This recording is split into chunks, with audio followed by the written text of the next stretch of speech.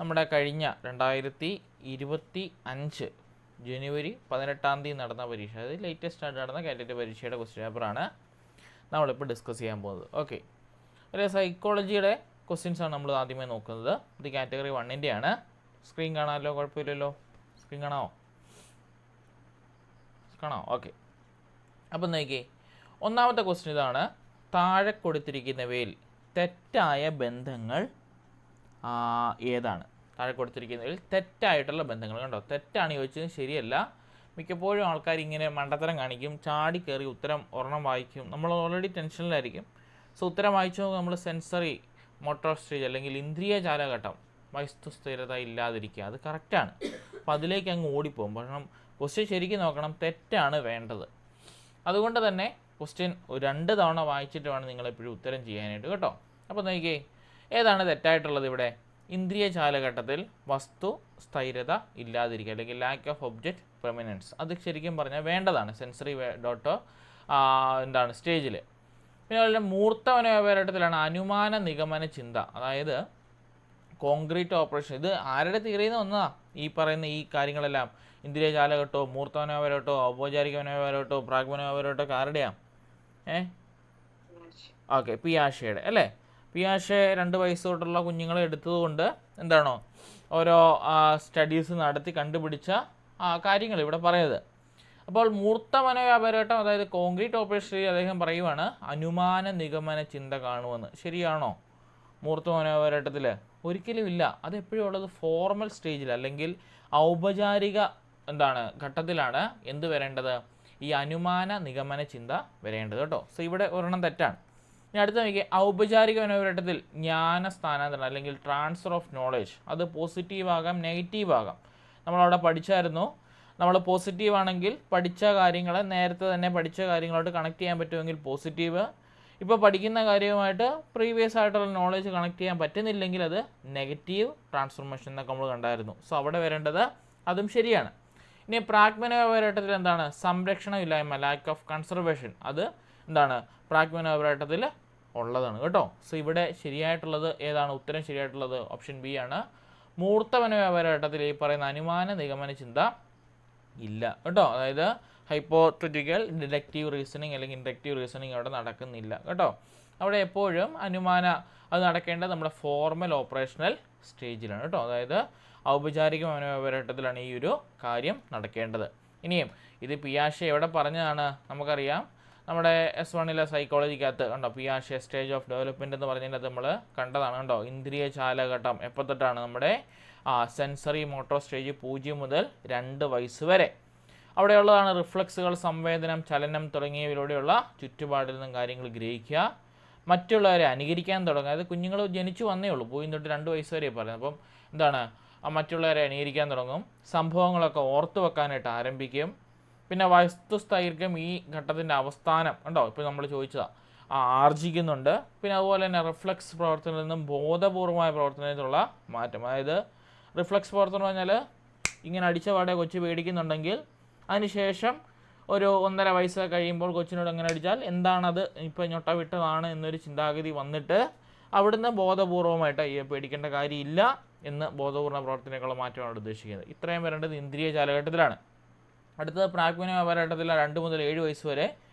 ഈ ചിലപ്പോൾ ക്വസ്റ്റ്യൻ ചോദിക്കുന്നത് ഏത് വയസ്സിലാണ്, കേട്ടോ. സോ വയസ്സ് നോക്കി വെക്കണം. ഇന്ദ്രിയ ജാലഘട്ടമാണ് 0 മുതൽ 2 വയസ്സ്, പ്രാഗ്മനോവ്യവഹാരം 2 മുതൽ 7 വയസ്സ്. അവിടെയാണ് ഈ പറഞ്ഞ ഭാഷ വികസിക്കുകയും വസ്തുക്കളെ സൂചിപ്പിക്കാൻ പ്രതിരൂപങ്ങളൊക്കെ ഉപയോഗിച്ച് തുടങ്ങുക. അതായത് നമ്മൾക്കറിയാലോ, ഗണിതത്തിലും അതുപോലെ തന്നെ നമ്മൾ ട്രയാങ്കിള്, റെക്റ്റാങ്കിള്, പ്ലസ്, സങ്കലനം, വ്യവകലനം, ഗുണനം, ഇതൊക്കെ നമ്മൾ തുടങ്ങും. പിന്നെ സ്വന്തം വീക്ഷണകോണിലൂടെ മാത്രം നോക്കിക്കാണുന്നു, കണ്ടോ. അതായത് ഞാൻ എൻ്റേത് എന്ന് പറഞ്ഞ രീതിയിലൂടെ മാത്രം തോന്നുന്നു, കേട്ടോ. പിന്നെ കേന്ദ്രീകൃത ചിന്തനം, അതായത് സെൻട്രലൈസേഷൻ, ഒരു കാര്യത്തിൽ മാത്രം കോൺസെൻട്രേറ്റ് ചെയ്തിരിക്കുക. നിങ്ങൾ കണ്ടില്ലേ, കൊച്ചു പിള്ളേരുടെ ഈ ഫോൺ കിട്ടിയ ബെറ്റർ എക്സാമ്പിളാണ്. അവരതിൽ ഭയങ്കരമായിട്ട് മുഴുകിയിരിക്കും. കാരണം അവർ ആ ഏകീകൃത ചിന്തനം അല്ലെങ്കിൽ കേന്ദ്രീകൃത ചിന്ത അവിടെ കാണിക്കുന്നത്. വേറെ എന്നാ പറഞ്ഞാലും അവർ അനങ്ങത്തില്ല, അല്ലെങ്കിൽ അവർക്ക് ശ്രദ്ധ കിട്ടത്തില്ല. അതാണ് അവിടുത്തെ കുഴപ്പം. ഇനി ഒരു ദിശയിലേക്ക് മാത്രം ചിന്തിക്കാൻ കഴിയുന്നു, ഇറിവേഴ്സിബിലിറ്റി എന്ന് പറഞ്ഞാൽ എന്താ ഉദ്ദേശിക്കുന്നത്? ഇത് പരീക്ഷയ്ക്ക് എപ്പോഴും ചോദിക്കുക. അതായത് ഇപ്പോൾ 5 + 2 7 ആണെന്ന് മാത്രം അറിയാം, ഉണ്ടോ. അതാണ് ഒരു ദിശയിലേക്ക് മാത്രം ചിന്തിക്കുന്നത്. നേരെ മറിച്ച് 7 - 2 5 ചിന്താഗതി അവിടെ ഇല്ല. മനസ്സിലായി? അതാണ് ഒരു ദിശയിലേക്ക് മാത്രം, direction thinking only in one direction. അതാണ് ഒരു ദിശയിലേക്ക് മാത്രം ചിന്തിക്കാൻ കഴിയുന്നു എന്ന് പറയുന്നത്. പിന്നുള്ളതാണ് എല്ലാ വസ്തുക്കളെയും ജീവനുള്ളതായിട്ട് കാണുന്നു. അതായത് ആനിമിസം, അത് എപ്പോഴും പരീക്ഷയ്ക്ക് ചോദിക്കുന്ന ഒരെണ്ണമാണ്. അതായത് ഈ മെത്തയോടും തലയണയോടും പാപകളോടും ഒക്കെ വർത്താനം പറയുക. കണ്ടില്ലേ, എന്നാടാ താമസിച്ചത്, നീ ഇവിടെ എന്നാടുക്കുമായിരുന്നടാ ഇത്ര നേരം എന്നൊക്കെ കുട്ടികൾ സംസാരിക്കുന്നത് നമ്മൾ കണ്ടിട്ടുണ്ട് അല്ലേ. തൻ്റെ പാവയോടും ഡോറാബുജിയോടും ടോയിയോടും ഒക്കെ അവർ സംസാരിക്കാൻ കണ്ടിട്ടുണ്ട് അല്ലേ. അതൊക്കെ എന്താണ് ഈ പറയുന്ന ആനിമിസ്, അതായത് അതുങ്ങൾക്ക് ജീവൻ ഉണ്ടെന്ന് പറഞ്ഞ തോന്നലിൽ കുട്ടികൾ എന്ത് ചെയ്യുന്നു, വർത്താനം പറയാം. ആനിമിസം എന്ന് പറഞ്ഞു കേട്ടോ. അതും പരീക്ഷ മിക്കപ്പോഴും കാണുന്ന പറഞ്ഞു. അതാണ് പ്രാഗ് മനോപോരാട്ടത്തിലുള്ളത്. പിന്നെ മൂർത്ത മനോപോരാട്ടത്തിൽ എന്താ ഉള്ളത് കണ്ടോ, 7 മുതൽ 11 വയസ്സ് വരെ തൻ്റെ മുന്നിൽ അനുഭവവേദ്യമായ പ്രശ്നങ്ങളെക്കുറിച്ച് യുക്തിപൂർവ്വം ചിന്തിക്കുന്നു. കൺസർവേഷൻ ആരംഭിക്കുന്നു. എന്താണ് കൺസർവേഷൻ? നമുക്കറിയാം, conservation of mass, conservation of wait and conservation of volume. അതായത് നമുക്കറിയാം, 1 കിലോ പഞ്ഞിക്കാണോ 1 കിലോ കല്ലിനാണോ വെയിറ്റ് കൂടുതൽ? 1 കിലോ പഞ്ഞിക്കാണോ 1 കിലോ കല്ലിനായിരിക്കും വെയിറ്റ് കൂടുതൽ? നിങ്ങളൊന്ന് പറഞ്ഞേ, ഏതിനായിരിക്കും? 1 കിലോ പഞ്ഞിക്കാണോ 1 കിലോ കല്ലാണോ വെയിറ്റ് കൂടുതൽ? ഏതിനാ വെയിറ്റ് കൂടുതൽ? രണ്ടും ഒരേ വെയിറ്റ് കേട്ടോ. അപ്പോൾ നിങ്ങൾക്ക് കൺസർവേഷൻ ഉണ്ട്. അങ്ങനെയാണ് ഞാൻ ചോദിക്കട്ടെ, ഒരു 200 മില്ലി വെള്ളം നിങ്ങൾ ഇതിൻ്റെ അകത്ത് എടുത്താൽ, നിങ്ങളൊരു 2 ലിറ്റർ ജാറിൽ നിങ്ങളൊരു 200 മില്ലി വെള്ളം എടുത്തു. ആ 200 മില്ലി വെള്ളത്തെ നമ്മളൊരു 5 ലിറ്റർ ജാറിലോട്ട് മാറ്റിയാൽ വെള്ളത്തിൻ്റെ അളവ് കൂടുകയോ കുറയുമോ? കൂടുകയോ കുറയുമോ? 200 മില്ലി ലിറ്റർ ഒരു 5 ലിറ്റർ ഗ്യാനിലേക്ക് മാറ്റിയാൽ അതിൻ്റെ അളവ് കൂടുകയോ കുറയുമോ? ഒഴിച്ചത് 200 മില്ലി തന്നെയല്ലേ, പാത്രത്തിൻ്റെ അളവ് എന്നാ മാറിയാലും അതിന് യാതൊരു മാറ്റവും കാണത്തില്ല കണ്ടോ. അപ്പോൾ ഇതാണ് ഈ കൺസർവേഷൻ. അതായത് ഈ പറയുന്ന ലോ ഓഫ് കൺസർവേഷനകത്ത് വരുന്നതാണ് conservation of mass, conservation of volume and conservation of wait. അതായത് ഭാരം, തൂക്കം, അതുപോലെ തന്നെ വോളിയം, ഇതിലെ മാറ്റങ്ങളാണ് അവിടെ കുട്ടികൾ പഠിക്കുന്നത്. പിന്നെ പല സവിശേഷതകൾ പരിഗണിച്ചുകൊണ്ട് നിഗമനത്തിൽ എത്തിച്ചേരുന്നു. ഇപ്പോൾ നമ്മൾ കണ്ടില്ലേ, പല രീതിയിലൂടെയുള്ള കാര്യങ്ങൾ നമ്മൾ പരിഗണിക്കും, അവിടുന്ന് ഒരു കൺക്ലൂഷൻ നമ്മൾ എത്തിച്ചേരും. പിന്നെയുള്ളതാണ് പ്രത്യാവർത്തനത്തിനുള്ള കഴിവ് ആർജിക്കുന്നു എന്ന് പറഞ്ഞാൽ നമ്മൾ കുട്ടികൾ തിരിച്ച് ചിന്തിക്കും എന്ന് പറഞ്ഞാൽ നമ്മളിപ്പോൾ പഠിച്ചില്ലേ, 5ഉം 2ഉം കൂട്ടി 7 അറിയുന്ന കുട്ടിക്ക് 7 2 കുറച്ചാൽ 5 കിട്ടുമെന്നും 7 5 കുറച്ചാൽ 2 കിട്ടുമെന്നുള്ള കഴിവ് കുട്ടി മനസ്സിലാക്കുന്നതാണ് അവിടെ ഉദ്ദേശിക്കുന്നത് കേട്ടോ. പിന്നെ ഭൂതം, വർത്തമാനം, ഭാവി, പാസ്റ്റ്, പ്രസൻറ്റ്, ഫ്യൂച്ചർ എന്നിവയൊക്കെ കുട്ടികൾക്ക് മനസ്സിലാക്കുന്നു. ഇത് നമ്മുടെ മൂർത്ത മനോപോരാട്ടത്തിൽ. അടുത്താണ് ഔപചാരിക മനോപോരാട്ടം, അതായത് ഫോർമൽ ഓപ്പറേഷണൽ സ്റ്റേജ്.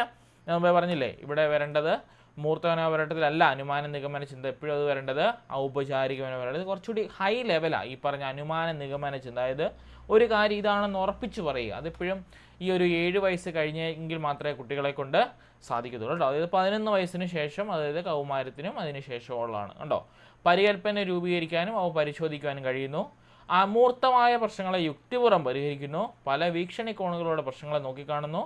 സാമൂഹ്യ പ്രശ്നങ്ങൾ, നീതിബോധം, സ്വത്വബോധം എന്നിവയെക്കുറിച്ചുള്ള കാഴ്ചപ്പാട് രൂപപ്പെടുന്നു. ഇത് ഇച്ചിരി ഹൈ ലെവൽ, അതായത് കുട്ടികൾ വളർന്ന ഏകദേശം ഒരു 10ാം ക്ലാസ്സിലോട്ടൊക്കെ കയറുന്ന ഒരു കാലഘട്ടമാണ്. അതുകൊണ്ട് തന്നെ അവർക്ക് കാര്യങ്ങളെപ്പറ്റി ഗ്രഹിച്ച് അറിഞ്ഞ് മനസ്സിലാക്കാനുള്ള കാര്യങ്ങൾ അവിടെ യുക്തി അവിടെയുണ്ട്. പിയാഷെ എപ്പോഴും പറയുന്നത് ബുദ്ധിപരമായിട്ടുള്ള കാര്യങ്ങളാണല്ലോ. സോ ഈ പറയുന്ന അനുമാന നിഗമന ചിന്ത, അതായത് ഇതാ കറക്റ്റ് ഇത് തന്നെയാണ് എന്ന് പറയണമെങ്കിൽ അവിടെ എപ്പോഴും എന്തായിരിക്കണം, ഫോർമൽ ഓപ്പറേഷൻ സ്റ്റേജ് അല്ലെങ്കിൽ ഔപചാരിക മനോപോരാട്ടത്തിലായിരിക്കണം അത് നടക്കേണ്ടത് കേട്ടോ. അപ്പോൾ ഈ കാര്യം പ്രത്യേകം ഓർക്കണം. ഇവിടെ ഉത്തരം ശരിയായിട്ടുള്ളത് ഓപ്ഷൻ ബി ആണ്. എന്താണ് തെറ്റായിട്ടുള്ള മാർക്ക് ചെയ്ത്? അത് എവിടെ ആയിരുന്നു വരേണ്ടത്? ഈ അനുമാന നിഗമന ചിന്ത ഈ പറയുന്ന ഔപചാരിക മനോപോരാട്ടത്തിലായിരുന്നു അത് വരേണ്ടത്. ഓക്കെ അല്ലേ? യെസ്. അങ്ങനെ അടുത്ത ക്വസ്റ്റ്യൻ, എറിക് ചെറിസൻ്റെ അഭിപ്രായത്തിൽ കുട്ടി അനുഭവിക്കുന്ന ആദ്യത്തെ മനോസാമൂഹിക പ്രതിസന്ധി ഏത്?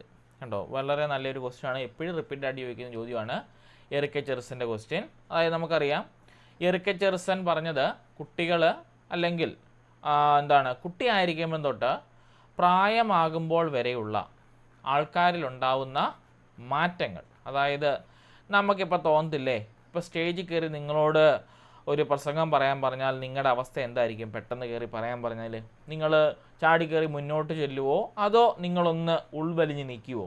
എന്തായിരിക്കും നിങ്ങൾക്ക് തോന്നുന്നത്? നമ്മുടെ ഈ പ്രായത്തിലുള്ളവർക്ക് നിങ്ങളൊന്ന് ആലോചിച്ച് നോക്കിയാൽ, നമ്മളെല്ലാം ടീച്ചേഴ്സല്ലേ, ആ ഒരു രീതിയിൽ ചിന്തിച്ചോ?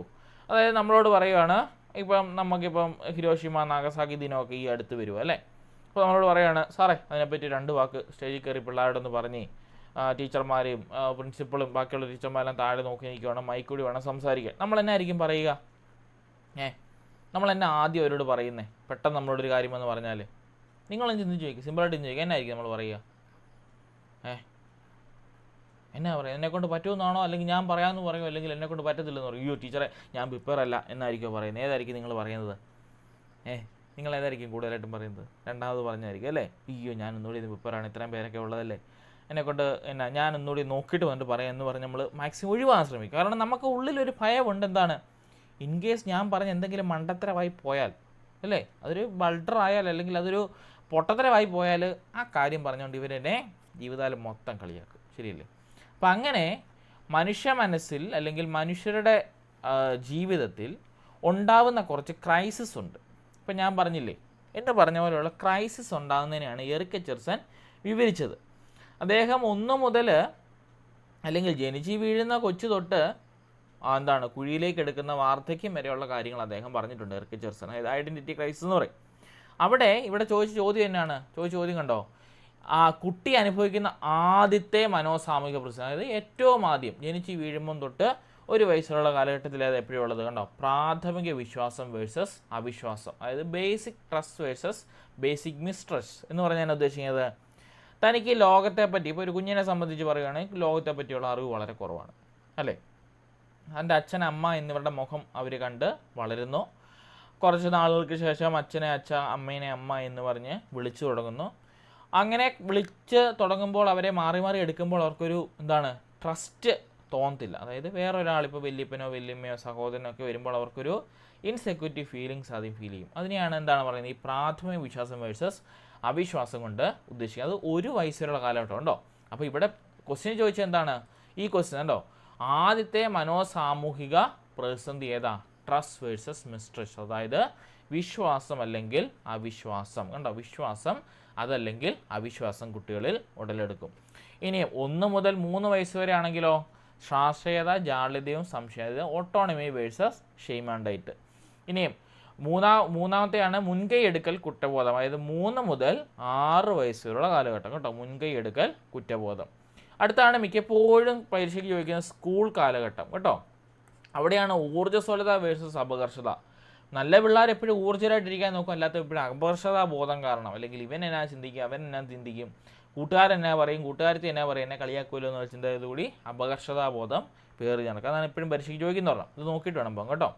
പിന്നെ 5-മത്തെയാണ് സ്വഭാവബോധം റോൾ സംശയം. അതായത് കൗമാരത്തിന് ശേഷമുള്ളതാണ് സ്വഭാവബോധം റോൾ സംശയങ്ങൾ. അതായത് സ്വന്തം അവബോധം ഉണ്ടാവുക, അതുപോലെ തന്നെ റോൾ സംശയങ്ങൾ.